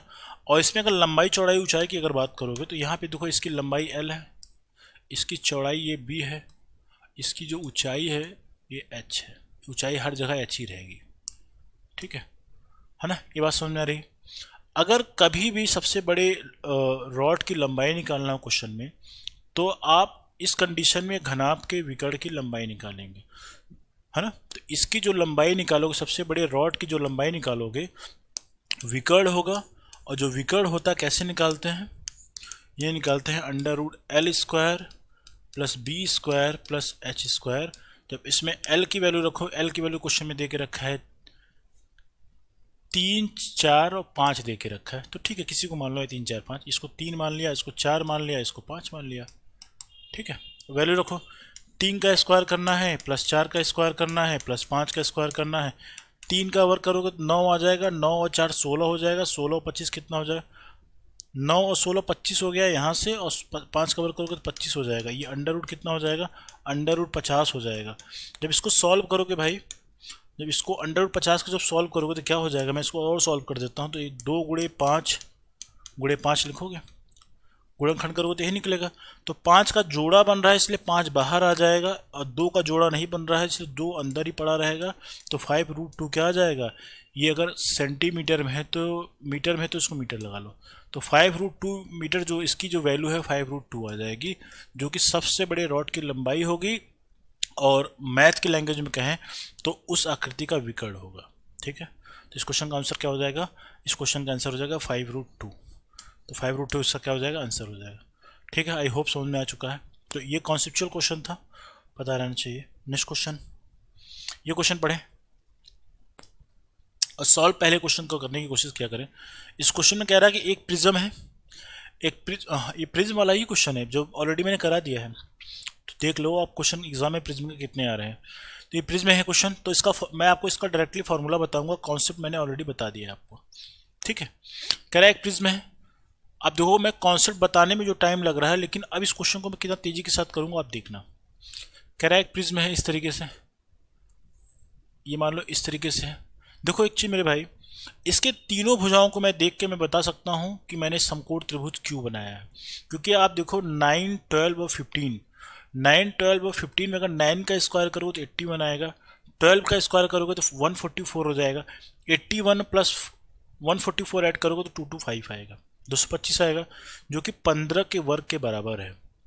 आपको एक चीज़ ये पता है, किसी भी आकृति में आधार का वर्ग प्लस लंब का वर्ग जो होगा उनका योगफल जो होता है कर्ण के वर्ग के अगर बराबर है तो वो समकोण त्रिभुज होता है, पाइथागोरस प्रमेय से। ठीक है, इतनी अंडरस्टैंडिंग पाइथागोरस ट्रिपलेट भी अगर पता है तो अभी आप कर सकते हैं। लेकिन आपको यहाँ पे ये सब चीज़ों की ज़रूरत नहीं है, इन सब चीज़ों की ज़रूरत नहीं है। मैं सिर्फ शेप बनाने के पॉइंट ऑफ व्यू से बता रहा हूँ।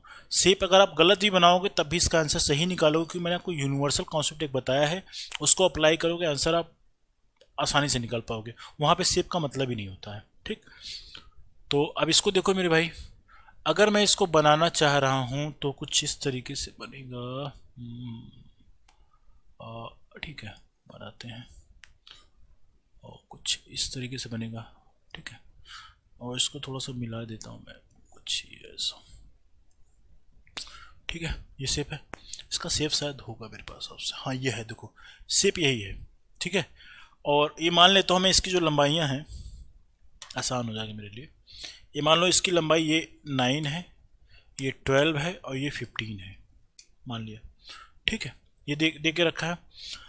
और इस क्वेश्चन में आपसे पूछा क्या जा रहा है, इस क्वेश्चन में अगर आप देखोगे तो इसमें हमें कुल पृष्ठीय क्षेत्रफल निकालना है। कुल पृष्ठीय क्षेत्रफल का मतलब क्या हो जाएगा, आपको ये इन तीनों तरफ का तो पेस्ट्री क्षेत्रफल निकालना है, plus top plus bottom. Top की अगर बात कर दें तो आपको ये जो पोर्शन बाहर की तरफ ये दिख रहा है, ये वाला जो पोर्शन दिख रहा है ये बाहर की तरफ, इसका भी क्षेत्रफल निकालना पड़ेगा। और जो इसके बैक साइड में ये वाला जो पोर्शन दिख रहा है, जो पीछे की तरफ मैं बना रहा हूँ, इन दोनों को भी आपस में ऐड करें, इन दोनों के क्षेत्रफल को भी जोड़ना पड़ेगा। सिंपली है। अब देखो, क्योंकि ये जो त्रिभुज का, देखो कभी आपको मैंने आयतन निकालना क्या कहते हैं, संपूर्ण पृष्ठ क्षेत्रफल निकालना सिखाया था। संपूर्ण पृष्ठ का क्षेत्रफल कैसे निकालते हैं, पृष्ठीय क्षेत्रफल, तो आपको मैंने बताया था आप निकालिए वक्र पृष्ठ का क्षेत्रफल, कर्व्ड सरफेस एरिया, प्लस आधार का क्षेत्रफल निकाल के आप क्या करते थे, 2 से गुना करते थे। ये 2 से गुना कर दिया, यही तो करते हो आप। मैंने फॉर्मूला बताया था पहले वाले क्वेश्चन में, मैंने बहुत डीपली चीज़ें समझा दी, तो यहाँ पे डायरेक्टली करने की कोशिश करते हैं। अगर यहाँ पे आपको वक्र पृष्ठ का क्षेत्रफल निकालना तो कैसे निकालते हो, पहले आप करते हो आधार का परिमाप निकालते हो, आधार का परिमाप निकालते हो, परिमाप गुणे क्या करते हो, ऊंचाई से करते हो, गुणा ऊंचाई करते हो, ऊंचाई करते हो, यही फॉर्मूला था। तो अगर मैं इसको इसमें डेटा अगर रख के पहले आपको वक्र पृष्ठ का क्षेत्रफल निकालना चाहूँ तो ये क्या हो जाएगा, आधार का परिमाप का मतलब क्या हो जाएगा, आप देखो यहाँ से लेके यहाँ तक कितना है, ये 12 है, यहाँ से यहाँ तक लेके कितना है, 9 है, तो 12 प्लस 9 और प्लस एक साइड कितना है, 15। इन तीनों का परिमाप यही होगा। ऊंचाई कितना है इस क्वेश्चन में, ऊंचाई इस क्वेश्चन में कितना है, इसकी वैल्यू, एक मिनट,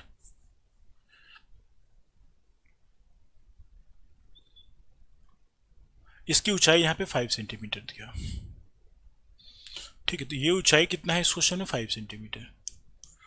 तो इस ऊंचाई से अगर गुना कर दो, आपस में ऐड करो, 12 9 21, 21 और 5 26, 26 और 5 कितना हो जाएगा, 36 हो जाएगा।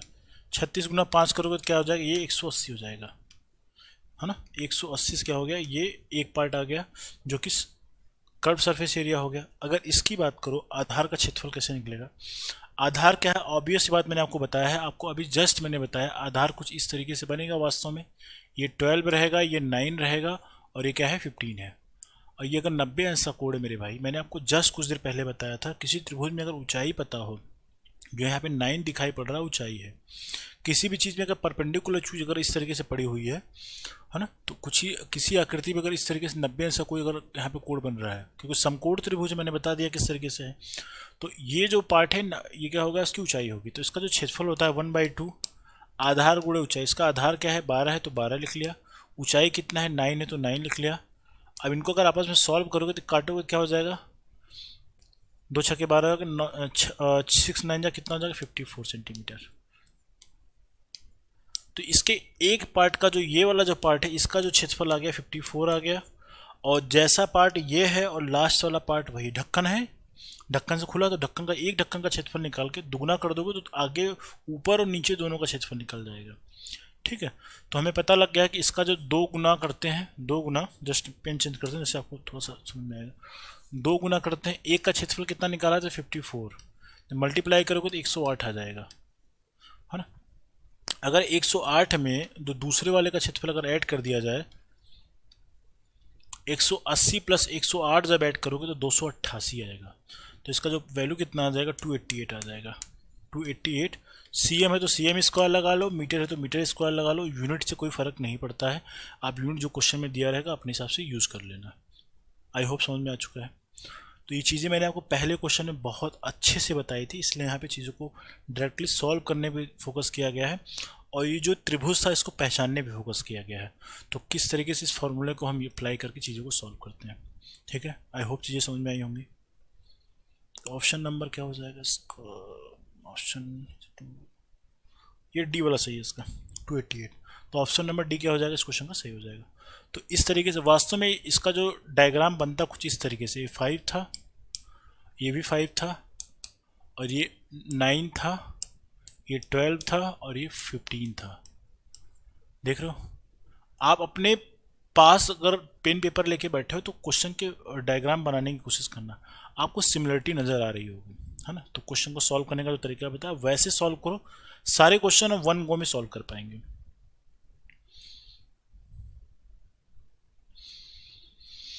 ये क्वेश्चन आप पढ़ें। ये कह रहा है एक लंबवृत्तीय बेलन है और जिसके आधार की त्रिज्या और ऊंचाई क्रमशः दे के रखा है, और बेलन के कुल पृष्ठीय क्षेत्रफल और इसके वक्र पृष्ठीय क्षेत्रफल के अनुपात बताना है। इस क्वेश्चन को सॉल्व करने के लिए डेटा फीडिंग वूडिंग मत करिए आप। कभी भी अगर अनुपात पूछा जाए तो जो फार्मूला कह रहा है पहले फार्मूला को डायरेक्टली रखिए। ये मतलब मैं आपको ट्रिक बता रहा हूँ, आप फार्मूला में वैल्यू डायरेक्टली पुट करके करोगे तो वो कैलकुलेशन लॉन्ग हो जाएगा। ठीक है, तो इसको आपको बताना है। इसमें बताना क्या है, कुल पृष्ठीय क्षेत्रफल और इसके वक्र पृष्ठीय क्षेत्रफल। तो ठीक है, तो क्योंकि ये बेलन है तो बेलन का जो हमें पहले कुल पृष्ठीय क्षेत्रफल लिखना, टोटल सरफेस एरिया, और कर्व सरफेस एरिया जो है इनका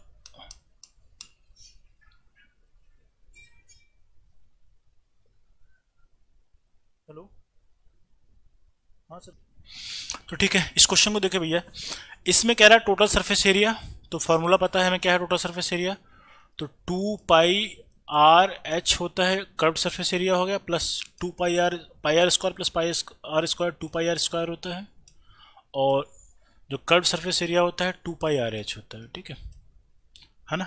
ये कैसे, मैं मुझे खुद और मैं कहूँ अगर ईमानदारी से कहूँ तो फार्मूला मुझे खुद याद नहीं है, तो मैं फार्मूला जो एक पैटर्न है मैं उसी पैटर्न से चीज़ें लिख रहा हूँ।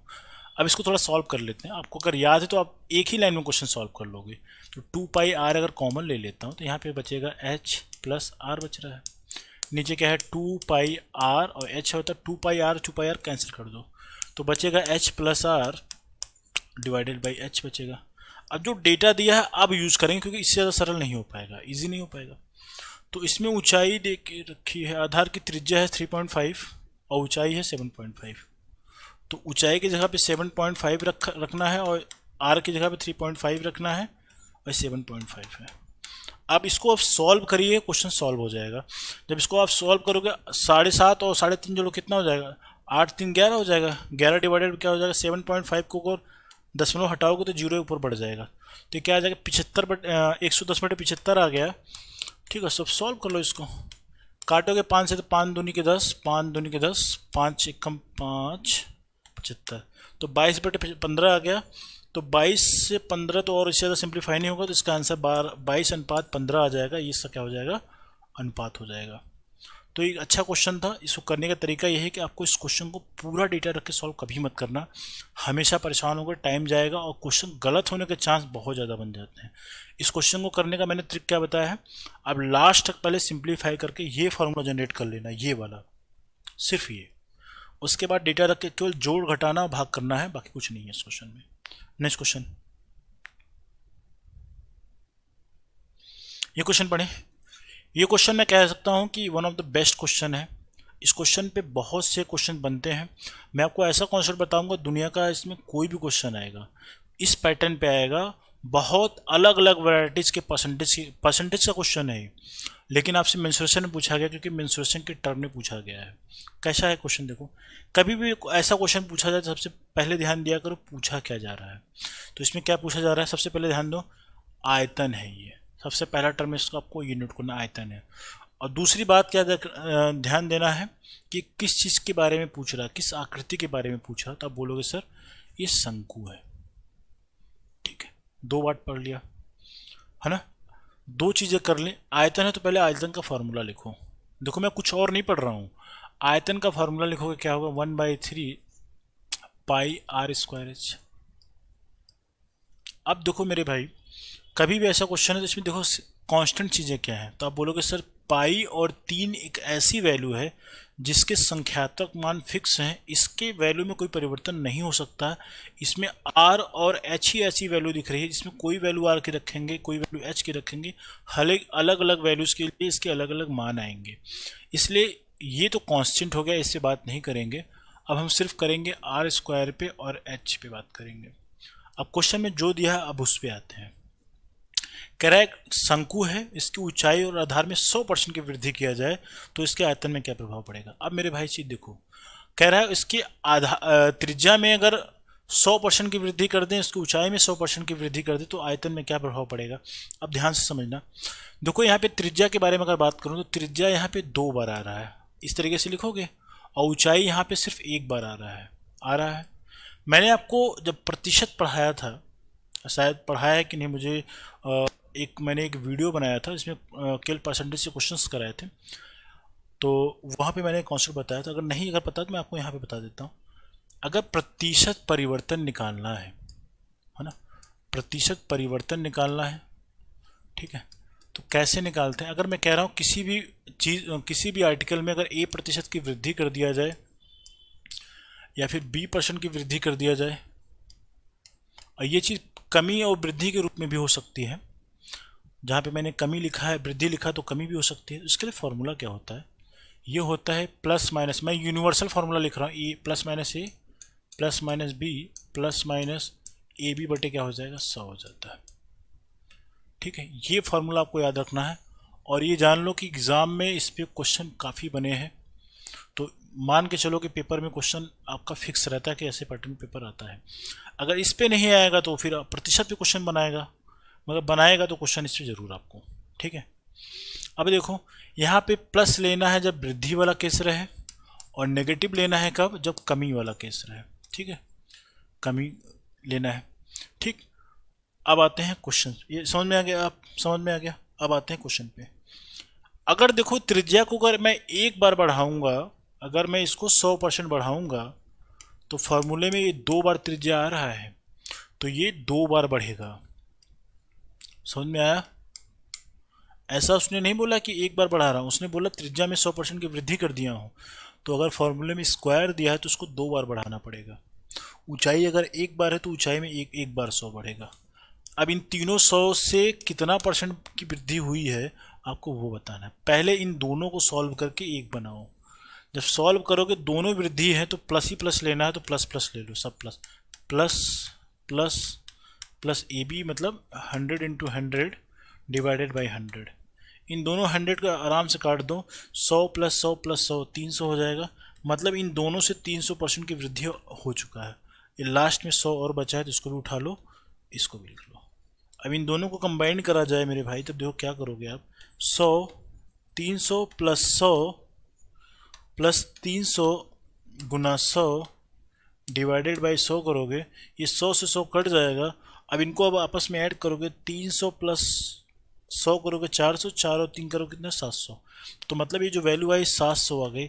मतलब क्या हो गया, अगर किसी भी शंकु के आधार की त्रिज्या में और ऊंचाई में क्रमशः 100% की वृद्धि किया जाए तो उसके आयतन में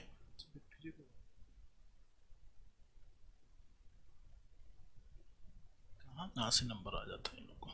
ठीक है भाई, ये तो आपको समझा दिया मैंने। अब इस क्वेश्चन में देखो इसका आंसर क्या हो गया, 700% हो गया, 700%। अब मेरे भाई, अब इस क्वेश्चन में थोड़ा सा मैं बदलाव करूंगा। अब ध्यान देना क्वेश्चन का आंसर क्या है, देखो ऑप्शन क्या क्या है। देखो अब मैं कर लेता हूं इस क्वेश्चन में चेंज।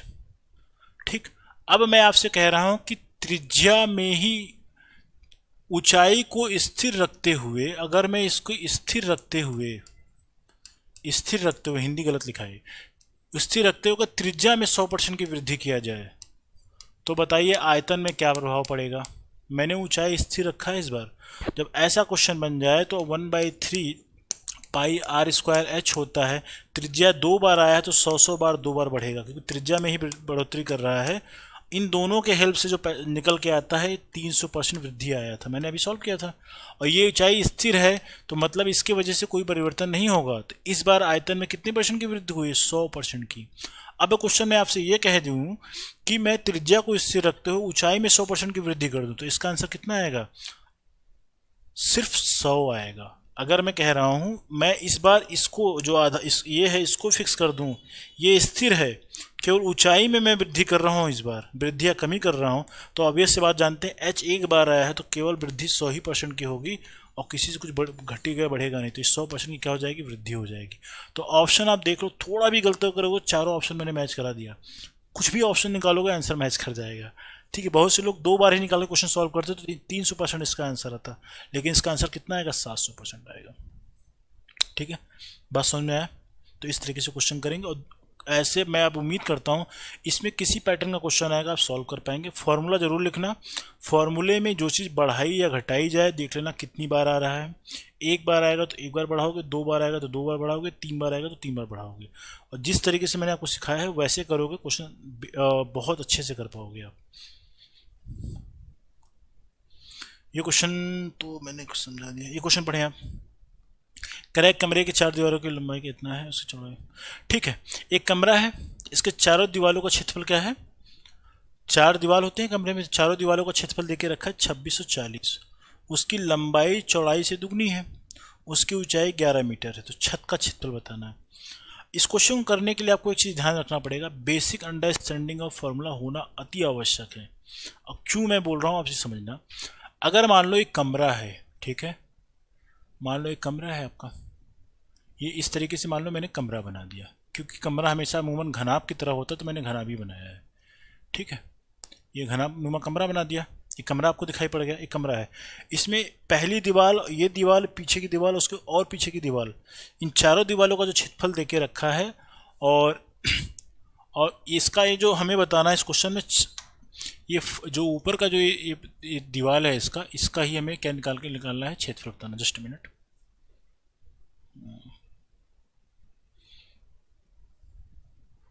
अगर इसको कुछ इस तरीके से बनाया जाए, ऐसे बना दिया।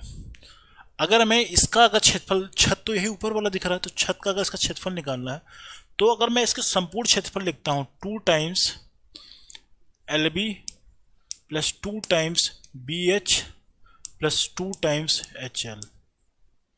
इसको आपको नोट करना है। अगर ये आप नोट नहीं करेंगे तो आप फंसोगे कहीं ना कहीं भी। कैसे कर रहा हूँ, देखो मेरे भाई, जो ये जो पार्ट होता है, ये होता है चारों दीवालों का क्षेत्रफल। इसको नोट करना आप, चारों दीवालों का क्षेत्रफल, चारों दीवालों का क्षेत्रफल। ये जो होता है 2LB। अगर आप यहाँ पे इसके नीचे वाले पोर्शन की अगर मैं बात करूँ आपसे, ये जो इसके नीचे का एक पोर्शन आप देख रहे हो ना, ये कुछ इस तरीके से, एक नीचे का है, एक ऊपर का है, दो पोर्शन नीचे, एक आपका फर्श हो गया, एक टॉप हो गया। तो इसमें ध्यान से अगर देखोगे तो इसकी लंबाई अगर L है तो ये भी L है, और ये B है, ये भी B है। तो इसका क्षेत्रफल अगर निकालोगे तो, क्योंकि ये आयत की तरह दिख रहा है, तो आयत का क्षेत्रफल होता है L इंटू B होता है। और इसकी भी लंबाई L है, क्योंकि ये एज इट इज ऊपर की तरफ उठा दी हो, L ये है, ये भी L है, और ये B है, और ये भी B है। अगर ये आयत आपको ये भी दिख रहा है, तो इसकी जो क्षेत्रफल होगा तो L गुणे B होगा, LB होगा। इस LB को और इस LB को जोड़ के 2LB हुआ था। तो मतलब क्या हो गया, ये छत का प्लस फर्श का ये क्षेत्रफल बताएगा। बात समझ में आया। इसको आप नोट करोगे तो ये 2LB छत का और फर्श का बता रहा है, और 2BH प्लस 2HL बताएगा चारों दीवारों का क्षेत्रफल। इसकी वैल्यू क्वेश्चन में आपको दे के रखिए 2640। देखो फार्मूला किस तरीके से आपको घुमा रहा है। ठीक है, 2640। और इसमें एक कंडीशन इसने दे के रखी है, जो लंबाई है चौड़ाई से 2 गुना है। अगर ये x रहा होगा तो ये 2x रहा होगा। ठीक है, लंबाई चौड़ाई का 2 गुने का मतलब क्या है कि x रहा होगा तो 2x रहेगा। इसमें ऊंचाई कितनी दे के रखी है, 11। तो ऊंचाई की वैल्यू क्वेश्चन में 11 दे के रखी है। अब क्वेश्चन को सॉल्व करो और करो।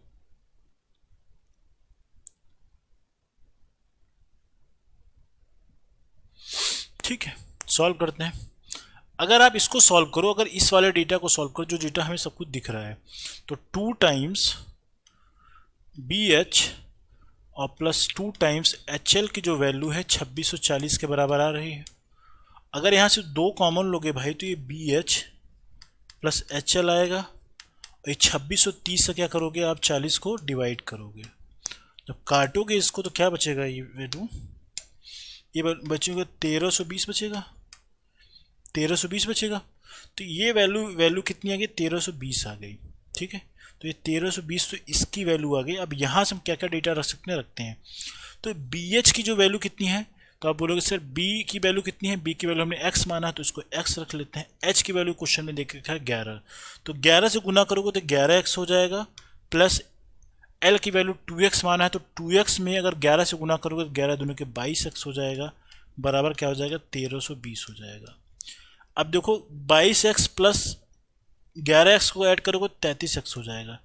33x बराबर कितने हैं, 1320 के बराबर है। ठीक है, अब देखो आपकी थोड़ी इसमें स्मार्टनेस चाहिए होगी क्वेश्चन को सॉल्व करने के लिए। अगर आप इसको सॉल्व करोगे, इसको जब सॉल्व करोगे, देखो एक कैंसिल हो रहा है, कैसे कैंसिल हो रहा है, ये 11 से तो कटेगा, 11 त्रिक 33 होगा। अगर इसके विषम पदों का योगफल, विषम स्थानों का योगफल और सम स्थानों का योगफल जोड़ोगे तो ये 0 आ रहा है। ठीक है, 0 3 3 हो जाएगा और 2 1 3 हो जाएगा, दोनों का अंतर निकालोगे तो 0 आ रहा है। अंतर 0 आने का मतलब 11 से कटेगा, तो ये काटोगे तो 11 त्रिका 33 हो जाएगा, और 11 से काटोगे 11 कम 11 और 11 दूनी के 22 0, तो मतलब 3x बराबर 120 आ जाएगा। 3x बराबर कितना आ जाएगा, 120 आ जाएगा। ठीक है, 3x बराबर 120 आ गया, तो x की वैल्यू कितनी आ गई, 40 आ गई। ठीक है, आपसे क्वेश्चन पूछा गया है फर्श का क्षेत्रफल, मतलब छत का क्षेत्रफल, तो छत का क्षेत्रफल कितना है, LB है, आपको मालूम है। तो ठीक है, छत के क्षेत्रफल की अगर मैं बात करता हूँ, केवल छत के क्षेत्रफल की, छत का जब क्षेत्रफल निकालोगे, मैंने आपको बताया था LB है, फर्श नहीं बोल रहा है, LB है। तो L की वैल्यू अगर निकालना हो तो L की वैल्यू हम लोगों ने 2x माना है, और चौड़ाई की वैल्यू मैंने माना x माना है, तो x की वैल्यू 40 आई है। तो जब रखोगे 2 गुणा 40 रखोगे और यहाँ पे 40 रखोगे, क्या हो जाएगा, 4 चौके 16 दूनी क्या हो जाएगा, 32 हो जाएगा। 2 जीरो तो 2 जीरो लगाओ, तो ये 3200 क्या हो जाएगा, क्षेत्रफल है तो मीटर स्क्वायर, मीटर में क्या है, मीटर है, मीटर स्क्वायर लगा लो, क्या हो जाएगा, 3200 मीटर स्क्वायर छत का क्षेत्रफल है।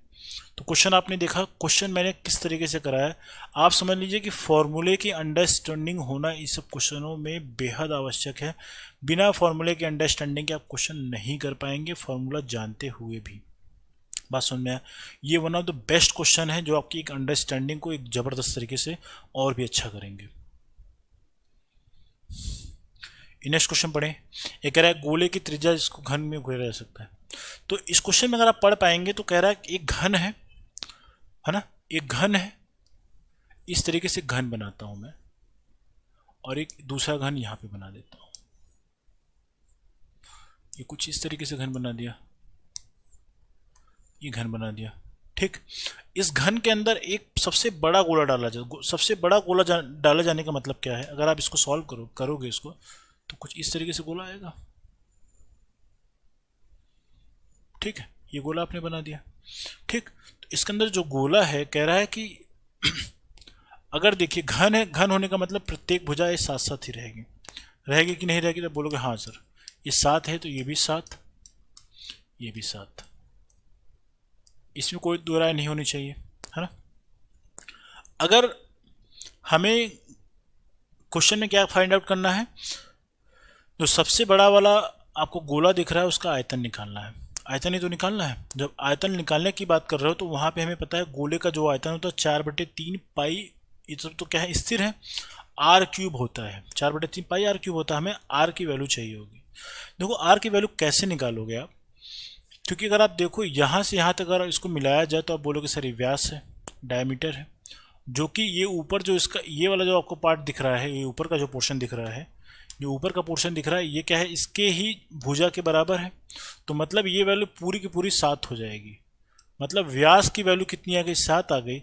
आपको पता है जो व्यास जो रेडियस होता है व्यास का आधा होता है, क्योंकि ये जो ऊपर 7 है तो नीचे भी व्यास उसका 7 है, डायमीटर 7 है, तो उसका हाफ करोगे तो 7/2 कर दोगे। हम इसको सिंप्लीफाई नहीं करेंगे, इसको एज इट इज रखेंगे और सबसे लास्ट में से सॉल्व करेंगे, कोशिश करेंगे। तो इसका जो आयतन होता है, अगर हम इस गोले के आयतन की बात करें, इस गोले के आयतन की बात करें तो आपको मालूम है 4/3 पाई r³ होता है, तो r की वैल्यू 7/2 है, तो 7/2 का क्या करोगे, क्यूब करोगे, यही करोगे आप, है ना, क्यूब करोगे। क्यूब को जब सॉल्व करोगे तो 4/3 पाई की वैल्यू 22/7 रखो आप, और गुणे 7/2 गुना 7/2 गुना 7/2, यही करोगे। जो डेटा कटे काटो, अगर यहाँ पे आप देखोगे तो इस 7 से 7 कटता नजर आ रहा है, और 2 दूनी के 4 कट जाएगा, और 2 से काटोगे तो 11 हो जाएगा, और ये 49 इंटू 11 आ रहा है। ये अगर यहाँ पे इसको मैं सॉल्व करूँ तो ये 7 इंटू 7 इंटू 11 डिवाइडेड बाई 3 आ रहा है, ये आ रहा है 7 7 जा 49 आ जाएगा, इंटू 11 आ जाएगा, डिवाइडेड बाई 3। 49 में अगर 11 से गुणा करोगे तो क्या हो जाएगा, 9 का 9 हो जाएगा, 9 4 13 हो जाएगा, और 4 1 कितना हो जाएगा, 5 हो जाएगा, 3 से भाग करना है। ठीक है, जब करोगे 3 कम 3 हो जाएगा, और 3 7 21 हो जाएगा, और 9 27 हो जाएगा, गुड ऑप्शन। ठीक है, हमारा ऑप्शन यही बी वाला हो जाएगा कि 179 के आसपास तो आ ही गया, बाकी सब ऑप्शन अलग ही अलग है, इसका कम से कम 3-4 गुना तो यही दिख रहा है, तो ऑप्शन नंबर बी हो जाएगा। पूरा सॉल्व करने की ज़रूरत नहीं है, 179 पॉइंट समथिंग आएगा, 179 मैच कर गया तो उसके आगे सॉल्व करने की ज़रूरत नहीं है, तो ऑप्शन नंबर बी सही होगा। ठीक है, नेक्स्ट क्वेश्चन,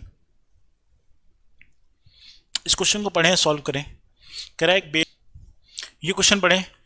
इस क्वेश्चन में कह रहा है एक बेलन का वक्र पृष्ठ का क्षेत्रफल है 1320 वर्ग मीटर दे के रखा है, इसके आधार की त्रिज्या देके रखा है कितना 21 cm स्क्वायर, 21 cm। तो हमें संपूर्ण वक्रपृष्ठ बताना है। तो सिंपली आप जान लो, अगर इस तरीके से मान लो बेलन है, इस तरीके से मान लो बेलन है, तो इसके वक्रपृष्ठ का क्षेत्रफल देने का मतलब क्या है, जो आपको ये घुमावदार पोर्शन दिख रहा है इसका क्षेत्रफल देके रखा कितना 1320 cm स्क्वायर। तो इसमें आपको दो चीज़ें और दिखाई पड़ रही होंगी। आपको अगर संपूर्ण वक्रपृष्ठ का क्षेत्रफल निकालना है तो आपको मैंने तरीका बताया था संपूर्ण वक्रपृष्ठ का क्षेत्रफल टीएस से निकालने के लिए। टोटल सरफेस एरिया निकालने के लिए क्या बताया था, जो कर्व सरफेस एरिया जो घुमावदार पृष्ठ है उसका क्षेत्रफल प्लस आधार का क्षेत्रफल, आधार का क्षेत्रफल गुणे ऊंचाई, गुणे 2 कर दिया। आधार का क्षेत्रफल मैंने इसलिए निकाला है क्योंकि ये प्रिज्म है, प्रिज्म है जो मैंने आपको पहले 2-3 क्वेश्चन में करा चुका हूँ, वही क्वेश्चन का बेस है। तो ठीक है, आपको ये वैल्यू पता है कितना 1320, तो इसको लिख लिया। आधार क्या है, अगर आप आधार की बात करोगे तो आधार कुछ इस तरीके से दिखाई पड़ेगा। आधार आपको, क्योंकि दोनों इंड के जो, अगर आकार की बात करोगे दोनों वृत्त की तरह दिखाई पड़ रहे हैं, तो वृत्त का जो क्षेत्रफल होता है पाई आर स्क्वायर होता है ना। इसका भी क्षेत्रफल होगा, पाई आर स्क्वायर होगा। इन दोनों का क्षेत्रफल निकालोगे तो pi R square plus pi R square जोड़ोगे तो ये हो जाएगा 2 पाई आर स्क्वायर। ठीक है, तो ये 2 पाई आर स्क्वायर हो जाएगा, 2 पाई आर स्क्वायर हो जाएगा। क्योंकि यहाँ पे 2 से गुणा करना तो 2 से गुणा कर दो, आप यही करोगे। जब सॉल्व करोगे मल्टीप्लिकेशन करो आप, तो 2 पाई की वैल्यू कितना, इस क्वेश्चन में आर की वैल्यू दे के रखी है। अगर आप आर की बात करो यहाँ पे इस क्वेश्चन में, अगर आर की बात करो तो ये त्रिज्या है क्वेश्चन में 21 दे के रखी है। आर की वैल्यू क्वेश्चन में कितना है 21। ठीक है, तो 21 दे के रखा है भाई, तो रखो डेटा। पाई की वैल्यू 22/7 रख लेते हैं, आर की वैल्यू कितना रखे 21, तो 21 इंटू 21 कर दिया, इंटू 2 कर दिया। सॉल्व करते हैं, 7 से काटो 7 तरीके 21 हो जाएगा, और कितना हो जा रहा है, 1 मिनट, 2 पाई आर स्क्वायर नहीं करेंगे क्योंकि मैंने ऑलरेडी 2 लेके रखा, तो 2 नहीं करना है। ये 2 का मल्टीप्लाई मैंने यहाँ पे कर दिया, पाई आर स्क्वायर इसका क्षेत्रफल होगा, तो 2 को जब लगा दोगे तो 2 पाई आर स्क्वायर हो जाएगा। ठीक है, अब इससे मल्टीप्लिकेशन करो क्या हो जाएगा, 3 से करोगे 66 हो जाएगा, और 2 से करोगे 42 हो जाएगा। ठीक है, और करोगे तो हो जाएगा 40 गुना करोगे तो 27 हो जाएगा, और 27 36 दूनी 72 हो जाएगा, तो हो जाएगा 2772 हो जाएगा गुणा करने के बाद।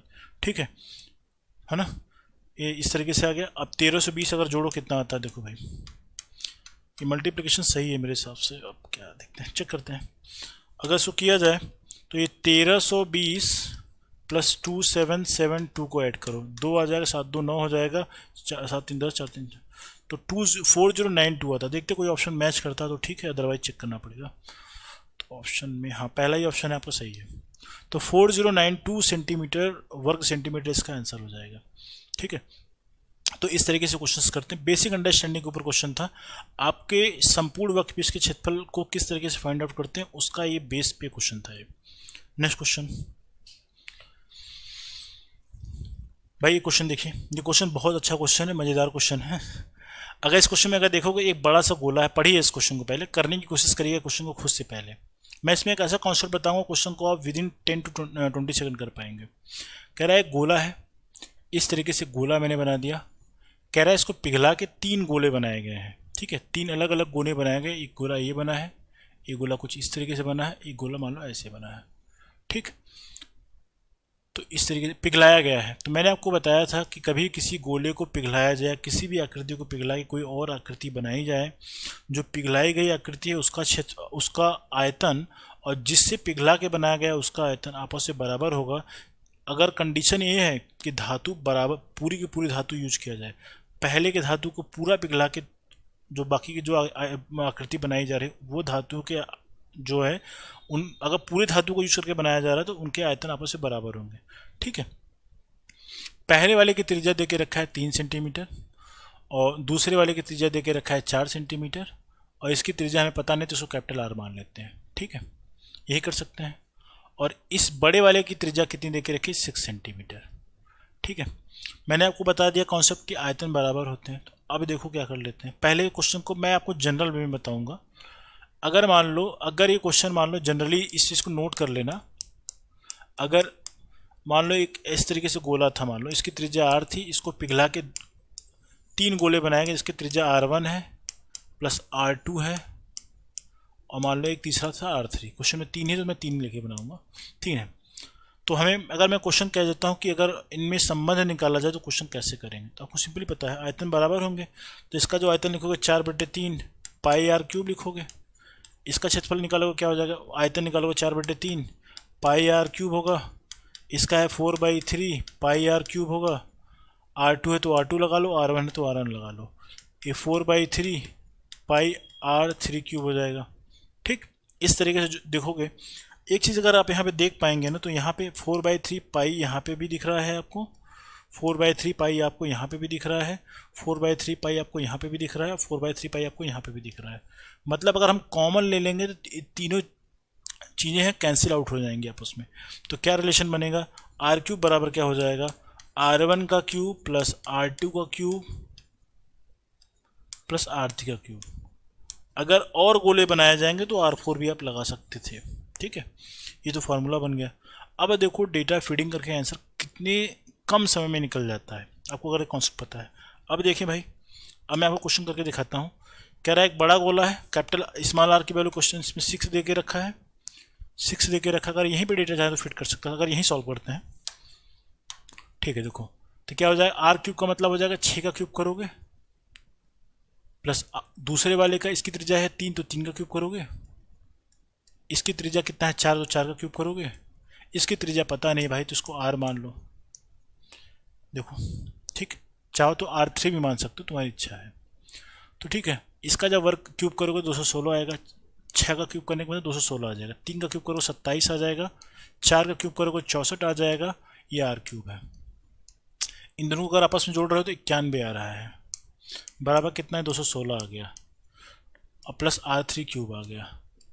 ठीक है, अगर इसको सॉल्व करके मैं यहाँ पे लेके चलता हूँ, तो अगर r क्यूब बराबर अगर लिखूँ, यहाँ पे इसको हटाता हूँ मैं, r क्यूब बराबर लिखूँगा तो आपको लिखना पड़ेगा, तो क्या हो जाएगा 216 में से आप जब निकालोगे 91, तो ये आ रहा है 125 आ रहा है।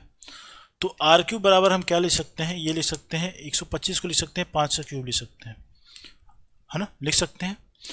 जब ये क्यूब वैल्यू बराबर हो जा रही तो आधार की वैल्यू बराबर हो जाएगी, तो आप बोलोगे सर r3 की जो वैल्यू आएगी वो आएगी कितनी, 5 सेंटीमीटर है तो सेंटीमीटर लगा लो आप, ये ऑप्शन हो जाएगा। तो r3 की वैल्यू कितनी आ गई, 5 सेंटीमीटर। ये क्वेश्चन कितने मज़ेदार क्वेश्चन था, बहुत आसान सा क्वेश्चन है। ट्रिक पता है तो क्वेश्चन आप 5 to 10 सेकंड में सॉल्व कर सकते हैं। डिपेंड करता है कि हम मल्टीप्लाई कितने तेज करते हैं आप। ये क्वेश्चन बड़े भाई, एक कह रहा है एक ठोस सिलेंडर है, एक ठोस सिलेंडर है जिसकी ऊंचाई 10 सेंटीमीटर है और आधार की त्रिज्या इतना है। देखो इस क्वेश्चन में ध्यान देने की बात है, अगर ऑप्शन को देखोगे आप तो ऑप्शन में पाई आ रहा है, तो मतलब हमें पाई की वैल्यू क्वेश्चन में सॉल्व नहीं करना है, ऑप्शन पे भी दिमाग थोड़ा सा चला के चलना है आपको। ठीक है, अब देखते हैं क्वेश्चन भाई। इस क्वेश्चन में अगर देखिए, कह रहा है कि एक ठोस सिलेंडर है, कुछ इस तरीके से मान लो सिलेंडर है, मान लो ठीक है, ये सिलेंडर है, एक ठोस सिलेंडर कुछ इस तरीके से, इसकी ऊंचाई 10 सेंटीमीटर, यहाँ से यहाँ तक की वैल्यू कितनी है 10 सेंटीमीटर है, और इसके आधार की त्रिज्या 6 सेंटीमीटर है तो 6 सेंटीमीटर लिख लिया। और आपसे उसमें समान ऊंचाई और समान आधार की त्रिज्या वाला एक शंकु निकालना है, और निकालना तो उसका आयतन कितना होगा। ये क्वेश्चन अगर आपको कॉन्सेप्ट नहीं पता तो क्वेश्चन फार्मूले के हेल्प से नहीं कर पाएंगे। ठीक है, इसका कॉन्सेप्ट क्या है, एक बेलन है, बेलन में से अगर इसकी आधार की त्रिज्या 6 सेंटीमीटर है और उसकी ऊंचाई अगर मान लीजिए 10 सेंटीमीटर है, क्वेश्चन में दे के रखा है, कह रहा है समान ऊंचाई और समान आधार के का एक इसमें से शंकु निकाला जाए, तो जो निकालने के बाद जो पार्ट बचता है उसका आपको आयतन बताना है। क्वेश्चन में पढ़ पा रहे होंगे। ठीक है, अब देखो क्वेश्चन में क्या है, कॉन्सेप्ट क्या है, पहले इसी समझना, ये नोट कर लेना आप। कह रहा है अगर समान आधार और समान ऊंचाई की बात करें तो यहाँ से एक यहाँ से आप शंकु दिख रहा है आपको, एक शंकु यहाँ पे दिखा। अब ध्यान से समझना इस चीज़ को जो मैं समझाना चाह रहा हूँ। अगर किसी बेलन में से समान आयतन के अगर शंकु काटे जाएं तो 3 बराबर शंकु निकलेंगे। मतलब क्या हो गया, एक शंकु आपको यहाँ पे दिखाई पड़ेगा, एक शंकु आपको यहाँ पे दिखाई पड़ेगा, ठीक है ना। ये पूरा पूरा इस तरीके से रहेगा, पूरा आपका एक पूरा पोर्शन कवर कर लेगा ये, ठीक है। ये तीनों जो शंकु बनेंगे, तीनों का आयतन बराबर होगा। अगर मान लो पूरे बेलन का आयतन मान लो 12 रहता, तो प्रत्येक का वॉल्यूम जो रहता, आयतन रहता 4-4 हो जाएगा। अगर बराबर आधार से और बराबर ऊंचाई के अगर उसमें से शंकु निकाला जाए तो प्रत्येक के आयतन बराबर होंगे, ठीक है। तो मतलब जो इसका आयतन आएगा, जो आपको ये वाला शंकु दिख रहा है, जो बेलन का आयतन रहेगा, बेलन का जो आयतन रहेगा, बेलन का आयतन रहेगा उसका 1/3 करना पड़ेगा, मतलब 1/3 करना पड़ेगा। वही हाल इस वाले शंकु का, एक शंकु आपको यहाँ से भी दिख रहा है, इस तरीके से दिख रहा है, ये करके ऐसे बना हुआ है। इसका जो आयतन होगा 1/3 बेलन का जो आयतन v होगा उसका है। इस वही हाल इसका भी है। कॉन्सेप्ट समझ में आ रहा है, बात समझ में आ रहा है। तो मतलब एक बेलन से 3 बराबर आयतन के 3 शंकु निकाले जाएंगे, प्रत्येक का जो आयतन होगा 1/3 बेलन का आयतन होगा। इसीलिए फॉर्मूला आपने देखा होगा, जो बेलन का आयतन होता है πr², h होता है, शंकु का आयतन होता है 1/3 πr²h। पता है, आपने ध्यान दिया है कभी, यही तो आयतन होता है ना,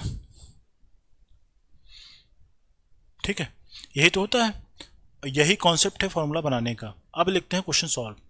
इसका आयतन अगर इसमें से अगर ये पोर्शन निकाल दिया जाए तो कह रहा है कि जो ये वाला पोर्शन बच रहा है और इसके साइड में ये वाला जो पार्ट बच रहा है, शायद मैं सही बना पा रहा हूँ, ये नीचे वाला पोर्शन अगर निकाल दे तो इन दोनों से जो आयतन है वो बताना है, ठीक है। पहले इसका आयतन निकालते हैं 1/3। इसका आयतन क्वेश्चन में दे के रखा कितना आपको निकालना है, तो πr² कर लो यार। पाई को सॉल्व नहीं करता, r² का मतलब क्या है, 6 का स्क्वायर कर लो, h का मान 10 है तो 10 रख लो, ठीक है। सॉल्व करो, 36 ये 360 हो जाएगा, 360 पाई बटे क्या हो जाएगा 3, सॉल्व करोगे तो 120 पाई आ जाएगा, है ना। तो इस वाले इसका आयतन क्या है, जो शंकु निकाला गया इसका आयतन 120 पाई था, ठीक है। और पूरे का आयतन अगर निकाला जाए, बेलन का अगर आयतन मैं निकालता हूँ तो पहले बेलन का आयतन देखो, पहले पूरे का आयतन कितना था पहले वो देखो। अगर मैं बेलन का आयतन निकालता हूँ, आयतन यहीं से सॉल्व हो जा रहा था, मैं मगर सॉल्व कर देता हूँ। बेलन का जो आयतन हो जाएगा, ये हो जाएगा क्या, πr²h। पाई की वैल्यू अगर मैं रख लेता हूँ, पाई में ही रखूँगा, आर की वैल्यू 6 है तो 6 का स्क्वायर गुणे 10 रखो, ये 360 पाई आ रहा है, ठीक है। 360 पाई कुल का आयतन था, उसमें से अगर ये वाला पोर्शन निकाल दूंगा 120 पाई, तो कितना पार्ट बचेगा, तो आप बोलोगे सर इसका और इसका जब अंतर निकाल देंगे तो जो बचेगा ये इन दोनों का ही तो आयतन होगा। तो 360 में से अगर 120 पाई निकालोगे तो 240 पाई इसका उत्तर आ जाएगा, ठीक है। तो कॉन्सेप्ट बहुत बेजोड़ है, आपको पता रहना चाहिए, ठीक है। तो इसका ऑप्शन नंबर क्या हो जाएगा, 240 पाई। तो मैंने आपको ये भी बता दिया कि बेलन के हेल्प से आप शंकु का आयतन किस तरीके से फाइंड आउट करते हैं, क्या कॉन्सेप्ट है बनाने का, इस तरीके से चीज़ें सॉल्व होती हैं, ठीक है। तो एक बेस्ट क्वेश्चन है। नेक्स्ट क्वेश्चन हम देखो भाई, ये कह रहा 2 समान आयतन के लंबवृत्तीय बेलन है, तो ये क्वेश्चन आसान है, ठीक है। 2 समान आयतन के लंबवृत्तीय बेलन है तो इनके आयतन बराबर कर लो आप। इनके ऊंचाई कम से उनकी ऊंचाइयाँ कम से कितना है, h1:h2 कितना है, यह है 1:2 है। तो इनकी त्रिज्याओं का अनुपात बताना है। आपसे मैंने एक चीज़ बताया था कि कभी भी अगर आयतन बराबर हो तो उसको पूरा सॉल्व नहीं करते हैं। अगर इस आयतन में अगर किसी का अनुपात अगर पूछा जा रहा है तो जो डेटा दिया गया है उसको 1x या 2x नहीं मानेंगे, वास्तविक रूप से नहीं मानेंगे, उस डेटा को डायरेक्टली पुट करेंगे, ठीक है। देखो कैसे करते हैं। अगर इसका आयतन लिखूंगा तो क्या हो जाएगा, πr²h, h1 कर दोगे, इसका क्या हो जाएगा πr2² h2 हो जाएगा। ये पाई से पाई कैंसिल, पाई से पाई कैंसिल हो जाएगा, तो यहाँ पे हो जाएगा r1² इसको इधर लेके आओगे तो r2² हो जाएगा, इधर h2/h1 हो जाएगा। अब देखो मुझे आपको सिखाने का क्या तात्पर्य, मैं क्या सिखाना चाह रहा हूँ, है ना। क्वेश्चन तो आप कर पाओगे। अगर h1 h2 की वैल्यू अगर x1 h2 अगर आप मानते तो कोई मतलब नहीं उस चीज़ का, और लास्ट में कट ही जाएंगे और टाइम वेस्टेज ही करके जाएगा। ये तो छोटा सा फार्मूला था, है ना। बहुत से लोग उसका क्यूब स्क्वायर रूट निकाल देते हैं तो बहुत और जटिल हो जाता है, कोई मतलब नहीं आता उस चीज़ को, ठीक है। तो h1/h2 की वैल्यू डायरेक्टली रखो, h2 की जगह पे h1 की जगह पे 1 है, h2 की जगह पे देखो आप 2 दिख रहा है, तो ठीक है। h2 की जगह पे 2 है तो 2 रख लो, h1 की जगह पे 1 है तो 1 रख लो। अगर यहाँ पे R1/R2 निकालना है, इसका मतलब हमें दो साइड का स्क्वायर रूट लेना पड़ेगा। जब स्क्वायर रूट लोगे तो कुछ इस तरीके से डेटा जाएगा, और अंडर रूट 1 की वैल्यू 1 ही होती तो अंडर रूट 2 क्या हो जाएगा, 1 हो जाएगा। ये अनुपात कितना आ गया, अंडर रूट 2 अनुपात क्या हो जाएगा, अंडर रूट 1 हो जाएगा। तो इसका आंसर क्या हो जाएगा, √2:√1 हो जाएगा। तो इस तरीके से क्वेश्चन सॉल्व करते हैं। अच्छा क्वेश्चन था, इजी क्वेश्चन था। कुछ क्वेश्चन हम लोगों ने इजी वाला इसमें भी रखा जो आपकी बेसिक अंडरस्टैंडिंग को एक मजबूती देगा। ठीक है ना, समझ में आया। नेक्स्ट क्वेश्चन देखें भाई। ठीक, ये क्वेश्चन खुद से सॉल्व करने की कोशिश करें, बहुत आसान सा क्वेश्चन है। ठीक है, लेकिन इस क्वेश्चन को करने के लिए आपको एक बार फार्मूले की समझ होना जरूरी है ना। अगर इस क्वेश्चन में कह रहा है एक लंबवृत्तीय बेलन है, इस तरीके से एक लंबवृत्तीय बेलन है, इसके आधार पहले हम एक लंबवृत्तीय बेलन बना लेते हैं, है ना। इसके वक्रपृष्ठ क्षेत्रफल, इसकी त्रिज्या मैंने कह दिया r है, इसकी त्रिज्या r है, और इसका आधार पृष्ठीय क्षेत्रफल। इसका जो पृष्ठीय क्षेत्रफल की बात करूं मैं, अगर पृष्ठीय क्षेत्रफल की बात करूं तो ये वाला जो पार्ट है, ये वाला पार्ट, इसकी जो वैल्यू है क्या है, 4πRh दे के रखा है इस क्वेश्चन में, जो दे के रखा है ना, ये दे के रखा है। अब अगर मैं एक अमूमन बात करूं तो इस क्वेश्चन में बोल के रखा गया है एक लंबवृत्तीय बेलन के आधार की त्रिज्या और वक्रपृष्ठ के क्षेत्रफल क्रमशः r है। उसमें त्रिज्याएं दोनों, दो जो अलग अलग बेलन की तुलना कर रहा है, दोनों की त्रिज्या r रहेगा, है ना। अगर मैं नॉर्मल वाला अगर बेलन बनाता हूं, अगर मैं इस तरीके से एक नॉर्मल बेलन बनाता हूं, ठीक है, जो कि तुलना इसे करना है, अगर नॉर्मल बेलन बनाता हूं, इसकी भी त्रिज्या r है, इसकी त्रिज्या उस समय h रही होगी। अब मेरे भाई अगर इसके अगर वक्रपृष्ठ के क्षेत्रफल की अगर मैं बात करता हूँ ना, इसके जो वक्रपृष्ठ के क्षेत्रफल की अगर बात करोगे आप, ये होता है 2πRh होता है। जब h था तो 2πRh एक जनरल फार्मूला बन के आया, और इसकी भी त्रिज्या r है, इसकी भी त्रिज्या r है। तो हमें एक सिंपल सी बात है, अगर ये 4 हुआ है, इसका मतलब h में ही परिवर्तन करने से 4 हुआ है। ठीक है, तो अगर हम इसको 2πRh लिख देता हूँ, मैं 2πr लिख देता हूँ, 2πr लिख दिया, इस तरीके से मैंने लिख दिया इसको। अब h की क्या वैल्यू रख दिया जाए कि इसको गुणा करने पे 4πRh बन जाए। तो आप बोलोगे सर इसको 2h कर दीजिए, 2h से जब गुणा कर देंगे तो ये 4πRh हमें दे देगा, है ना। तो मतलब क्या हो जाएगा, जो h की वैल्यू है कितनी करनी पड़ेगी, तो आप बोलोगे सर 2h यूनिट करनी पड़ेगी, है ना। तो ये बहुत आसान सा क्वेश्चन था, केवल तुलना के ऊपर क्वेश्चन था, ये तुलना के ऊपर बेस क्वेश्चन था। बात समझ में आया। तो ये भी क्वेश्चन एक अच्छे क्वेश्चन की श्रेणी में है, तो आप ये देख लेना, तुलना करने भी क्वेश्चन है। ठीक, नेक्स्ट क्वेश्चन। ये क्वेश्चन प्रिज्म का क्वेश्चन है, ये क्वेश्चन मैं नहीं कराऊंगा, इस क्वेश्चन का आंसर आप खुद से बताओगे, आप इसका होमवर्क के तौर पे लिख लीजिए, आप इसका आंसर मुझे कमेंट पे बताएंगे।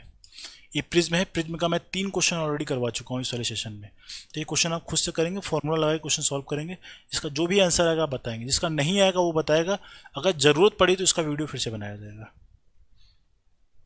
ये क्वेश्चन पढ़े, कह रहा है एक हाल है और 15 मीटर लंबा और 12 मीटर चौड़ा है, ठीक है, और इसमें मंजिल और छत के क्षेत्रफलों का योग उसके चारों दीवारों के क्षेत्रफल के योग के बराबर है। ठीक है, देखो इस तरीके से एक मैं हॉल बना लेता हूँ फटाफट से।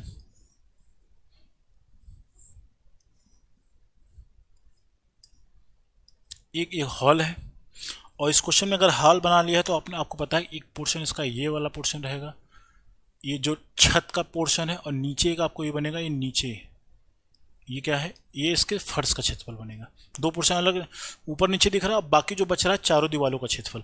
इस क्वेश्चन में कह रहा है जो छत है और उसका जो फर्श है, इनका क्षेत्रफल उनके चारों दीवारों के क्षेत्रफल के योग के बराबर। जैसा मैंने अभी कुछ देर पहले आपको एक कॉन्सेप्ट बताया था, जो मैंने आपको लिखा था 2 टाइम्स LB और 2 times BH plus 2 times HL। ये होता है चारों दीवारों का क्षेत्रफल, जो अभी जस्ट बताया था, चारों दीवारों का क्षेत्रफल। ये होता है ये दोनों फर्श का और छत का क्षेत्रफल, है ना, छत प्लस फर्श का क्षेत्रफल बराबर है। ठीक, अब जो डेटा दिया है उसको लिखो। हाल की लंबाई 15 है, तो L की वैल्यू क्वेश्चन में देके रखा है, L जो ये है वैल्यू, इसकी वैल्यू कितनी है क्वेश्चन में 15, और 12 मीटर चौड़ा, तो मतलब ये वैल्यू जो वैल्यू B है इसकी वैल्यू कितनी है 12 दे के रखा है, L की वैल्यू B की दे रखी। इस मंजिल की छत और चौड़ाई की, ठीक है। तो इस क्वेश्चन में बताना है तो हाल का आयतन कितना होगा। तो आयतन की वैल्यू का मतलब हो गया हमें लंबाई गुणा चौड़ाई गुणा ऊंचाई की वैल्यू बतानी है। तो लंबाई पता है, चौड़ाई पता है, ऊंचाई इस क्वेश्चन में नहीं पता है। तो हमें इस कॉन्सेप्ट से इन चीज़ों को बराबर करके जो डेटा दिया गया है इनके हेल्प से पहले हमें एच निकालना पड़ेगा, तभी प्रश्न सॉल्व हो पाएगा। जो डेटा दिया है पहले लिखते हैं। तो यहाँ पे हमें 2 गुना एल की वैल्यू कितनी है क्वेश्चन में, आप बोलोगे सर 15 है। बी की वैल्यू कितनी है क्वेश्चन में बोलोगे, आप बोलोगे 12 है। और यहाँ पे अगर मैं एच की बात, यहाँ पे चारों दीवारों का क्षेत्रफल अगर बात करोगे 2 टाइम्स चौड़ाई पता है कितना 12, तो 12 लिख लिया। ऊंचाई नहीं पता तो इसको एच लिख लेते हैं। और 2 टाइम्स एच का मतलब एच लिखते हो, एल की मतलब 15 हो गया। यही तो है, ठीक है। 15 गुणे 12 करोगे 180 हो जाएगा, 180 का 2 गुना करोगे 360 हो जाएगा। 12 दूनी 24 हो जाएगा, 24H प्लस 15 दूनी 30H हो जाएगा। जब जोड़ोगे क्या हो जाएगा, 54H हो जाएगा, बराबर 360 हो जाएगा। ठीक है, अब थोड़ा सा सॉल्व करने की कोशिश करो इसको, आप यहाँ पे करते हैं। तो ये हो जाए H बराबर क्या हो जाएगा, अगर H बराबर सॉल्व करोगे 360 डिवाइडेड बाय क्या हो जाएगा, 54 हो जाएगा। 9 से काटो, 9 छक्के 54 हो जाएगा, 9 चौके 36, 0 हो जाएगा, 2 त्रिका 6 और 2 20 हो जाएगा। जब सॉल्व करोगे तो 20/3 आएगा। एच की वैल्यू 20/3 आ गई। इसे सॉल्व मत करिए, इसको 10 मिनट में मत लेके जाइए। अब डेटा जो दिया है यहाँ सॉल्व कर लीजिए। अब इस क्वेश्चन को सॉल्व करोगे आप, यहाँ पे अगर इसको सॉल्व करोगे तो एल की वैल्यू क्वेश्चन में दे के रखी है 15, बी की वैल्यू क्वेश्चन में दे के रखी है 12, एच की वैल्यू निकाला है 20/3। मल्टीप्लाई करो, एक कुछ काट लो, 5 से काट लिया, 12 बचे कितना होगा 60, 60 का 20 गुना करोगे तो 1200 हो जाएगा। 1200 क्योंकि आयतन है तो cm³ लगा लो, तो 1200 cm³ इसका आंसर हो जाएगा। ऑप्शन नंबर कौन सा हो जाएगा, तो आप बोलोगे सर ऑप्शन नंबर सी इसका आंसर हो जाएगा। ठीक है, तो ये क्वेश्चन के कॉन्सेप्ट जो बता रहा हूँ, ये क्वेश्चन के कॉन्सेप्ट आप नोट कर लेना, प्रैक्टिस करना। ठीक है, नेक्स्ट क्वेश्चन देखिए।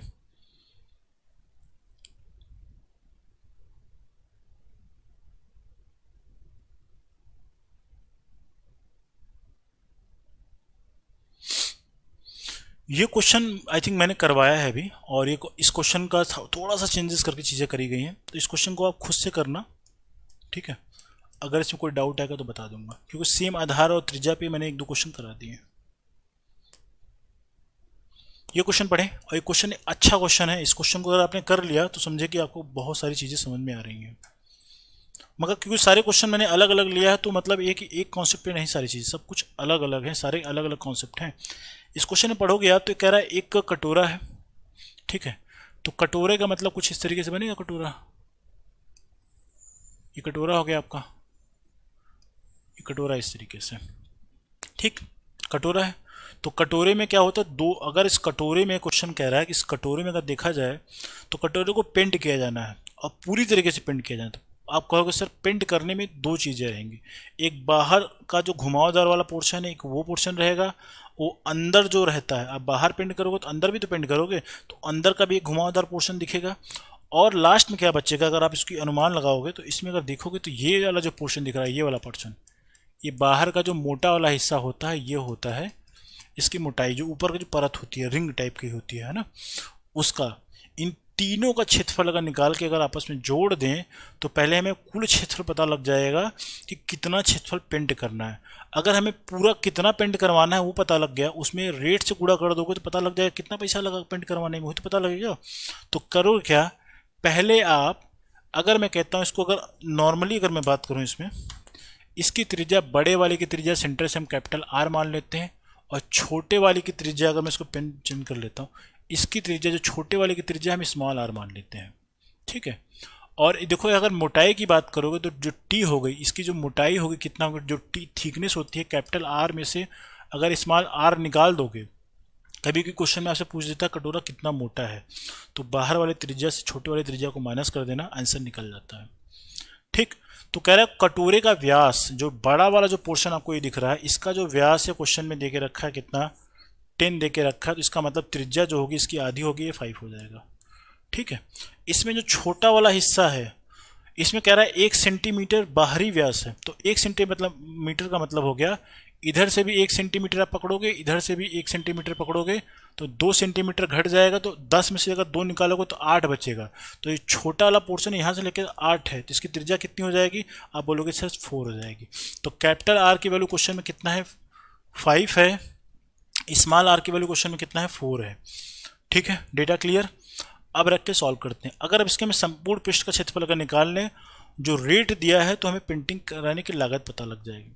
ठीक है, पहले क्षेत्रफल पता लगा लेते हैं। जब क्षेत्रफल पता लगाओगे तो क्या होता है, इसका जब क्षेत्रफल निकालो, बाहर वाले का जब क्षेत्रफल निकालोगे, आपको पता है मैंने आपको बताया था अर्धगोले का जो सरफेस एरिया होता है वो क्या होता है 2πr²। अब संपूर्ण का क्या होता है 2πr² की जगह 2 गुना कर दोगे क्योंकि आधा से क्या है पूरा है वो, तो 4πr² उसका होता है।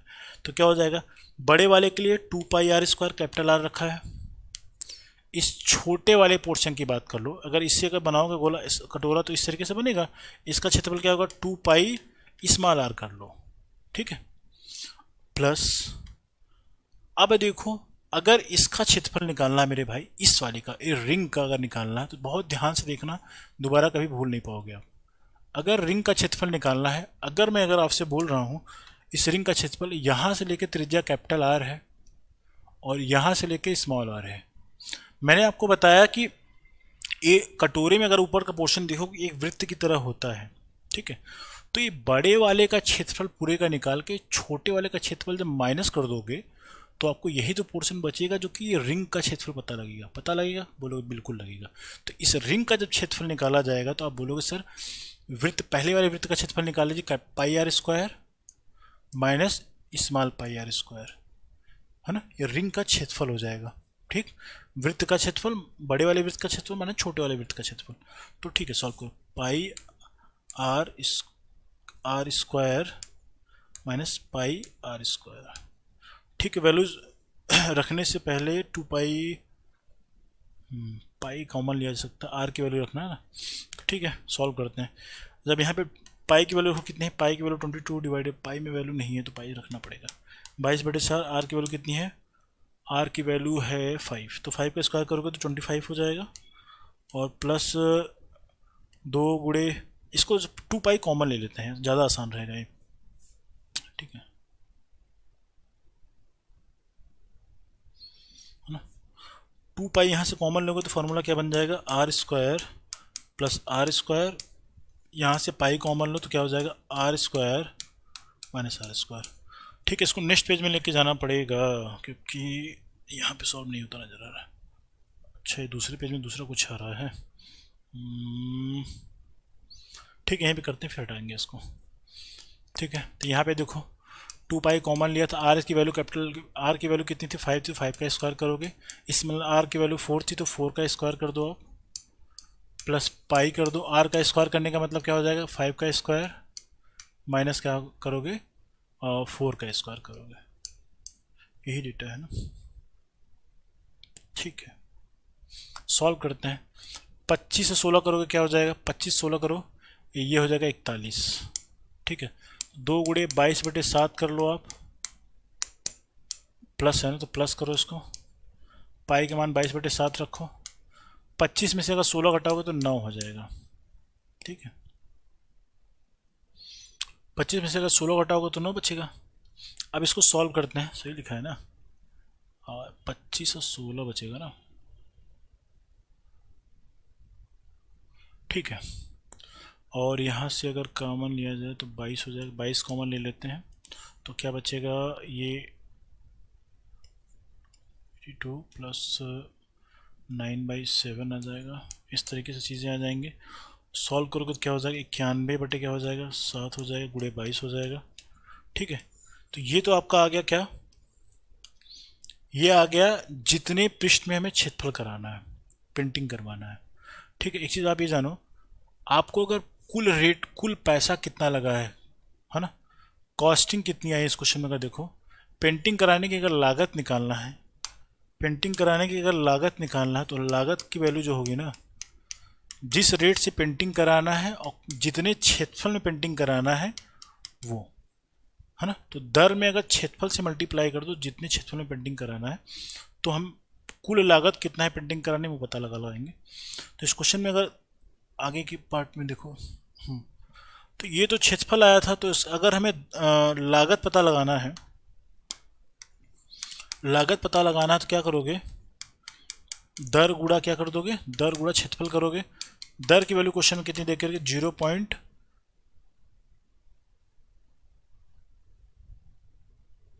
0.7, 0.7 और लागत की वैल्यू क्या है 22 गुणा 91 बटे क्या हो जाएगा 7।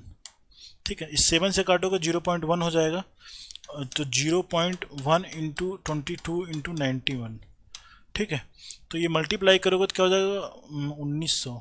2200 को अगर 20 अगर 90 गुना करोगे तो 1800, और 2 गुना 180, 199 और 200, 2000, 2000 पॉइंट एक गुना 0.2, 0.2, तो ये समथिंग आएगा 2002 आ जाएगा। 0.1 से गुणा करोगे, इसमें 0.1 से गुणा करने का मतलब ये वैल्यू कितनी आ जाएगी 200.2 आ जाएगी। तो इसका जो डेटा कितना आ गया 200.2, मतलब ये लम सम में जो ये आंसर आएगा 200 के आसपास जा रहा है, तो इसका आंसर ऑप्शन क्या हो जाएगा, तो इसका ऑप्शन जो होगा ऑप्शन नंबर ए सही हो जाएगा। बात समझ में आए? तो इस तरीके से इस क्वेश्चन को सॉल्व करेंगे, जो कि बेहद आसान सा क्वेश्चन है, पर बिना ट्रिक के क्वेश्चन आप कर नहीं पाएंगे। थोड़ा सा बेसिक अंडरस्टैंडिंग क्वेश्चन, मैं जितने क्वेश्चंस करा रहा हूँ डायरेक्टली फॉर्मूले में आप कोई क्वेश्चन नहीं कर पाओगे, क्योंकि कॉन्सेप्ट नहीं पता है तो क्वेश्चन में आपको कहीं ना कहीं दिक्कतें होंगी। ठीक है,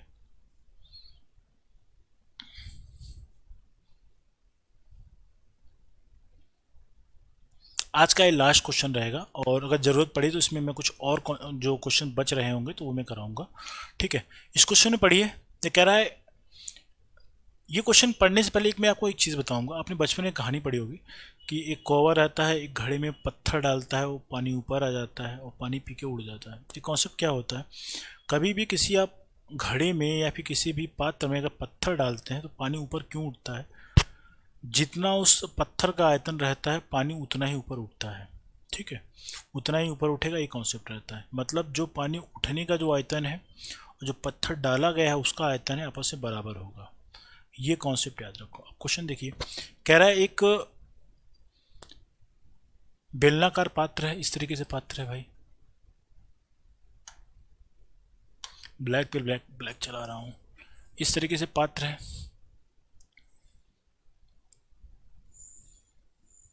ठीक, इस एक तरीके से पात्र है। इसमें कह रहा है कि एक 6 सेंटीमीटर त्रिज्या का एक गोलार्ध पात्र है। इस तरीके से इस पे एक 6 सेंटीमीटर त्रिज्या का एक गोलार्ध पात्र है, इसको पानी में डुबा दिया जाता है। इसमें कुछ पानी भरा होगा, अगर इसे पानी की बात करें तो इसमें कुछ पानी भरा है,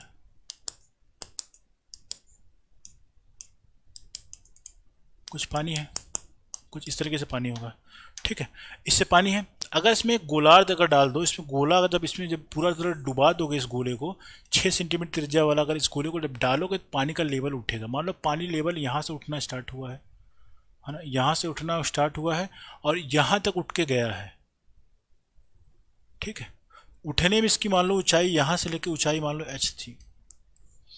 अब सोचने की बात क्या है, जो आपको सोचना चाहिए, पानी जब ऊपर उठेगा तो बेलन के ही आकृति में उठेगा, क्योंकि बेलन के अंदर पानी भरा है तो बेलन के ही आकृति में वो पानी ऊपर उठेगा। ठीक है, तो पानी जो उठा है उसकी ऊंचाई हम h मान लेते हैं, उसकी ऊंचाई ही तो पूछा है क्वेश्चन में, उसकी ऊंचाई पूछा है, इसकी ऊंचाई h मान लेते हैं। मतलब जो इसका आयतन होगा, ये जो इसका जो आयतन होगा, जो उठे हुए पानी का आयतन होगा, आप लिख लेना, मैं लिख नहीं रहा हूँ, उठे हुए पानी का आयतन जो बेलन के आकृति में उठा है और जो उसके अंदर गोला डाला गया उसका आयतन आपस में बराबर होगा। ये कॉन्सेप्ट है इस क्वेश्चन में। ठीक है, तो मैं लिख लेता हूँ, उठे हुए पात्र में, उठे पात्र में पानी का आयतन जो होगा, जो डुबाया गया है गोला उसका आयतन, डुबाया गया गोला इसका आयतन, वॉल्यूम, वी फॉर वॉल्यूम, ये बराबर होगा। ये कॉन्सेप्ट समझ में आ गया। सिंपली देखो, क्योंकि ये बेलन के रूप में ऊपर उठा है पानी, इसमें देखो ये बेलन के रूप में पानी ऊपर उठा है, ये बेलन के रूप में पानी ऊपर उठा है, इसका मतलब ये हो गया, अगर इसका आयतन लिखा जाए तो पाई आर स्क्वायर की वैल्यू कितना है इस क्वेश्चन में दे के रखा है, 6 त्रिज्या का गोला, इसकी त्रिज्या है 3 सेंटीमीटर और पोत्र की त्रिज्या, इसकी त्रिज्या है 6 सेंटीमीटर। ठीक है, तो इसमें आर स्क्वायर एच होता है और इसका जो आयतन होता है 4/3 पाई आर क्यूब ही होता है। इसकी त्रिज्या R1 मान लिया कि दोनों त्रिज्याएं अलग अलग है ना, तो पाई से पाई चाहे तो काट सकते हो, है ना, और अगर आर की वैल्यू अगर यहाँ रखना हो तो आर की वैल्यू आप 6 रखोगे, 6 का स्क्वायर करोगे। एच की वैल्यू क्वेश्चन में हमें पता लगाना है, क्योंकि इसमें एच की वैल्यू पता नहीं है, कितना ऊपर उठा है वो नहीं मालूम है, तो एच को एज इट इज एच ही रखोगे।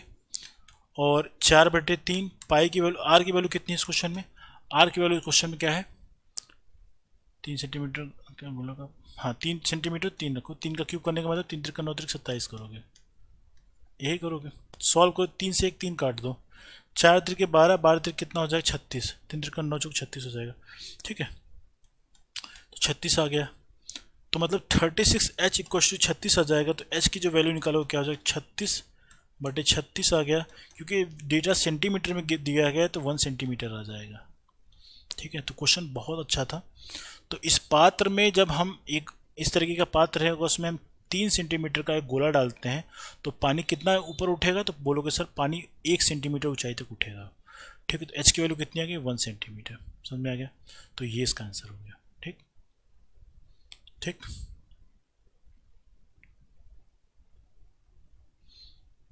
क्वेश्चंस तो और भी हैं, नेक्स्ट कुछ वीडियो में कवर करेंगे, ठीक है। तो आज के वीडियो में इतना ही करेंगे, और for more concept you can subscribe our channel. और देखो इसमें जिस टॉपिक से वेटेज ज़्यादा है पहले हम वो वाले टॉपिक कवर करेंगे, और उसके बाद एग्ज़ाम के समीप जितने पहुँचते चले जाएंगे, जिसमें कम वेटेज वाले क्वेश्चन है उस वाले क्वेश्चन पे आएंगे, ठीक है। तो इस चीज़ का ध्यान दें।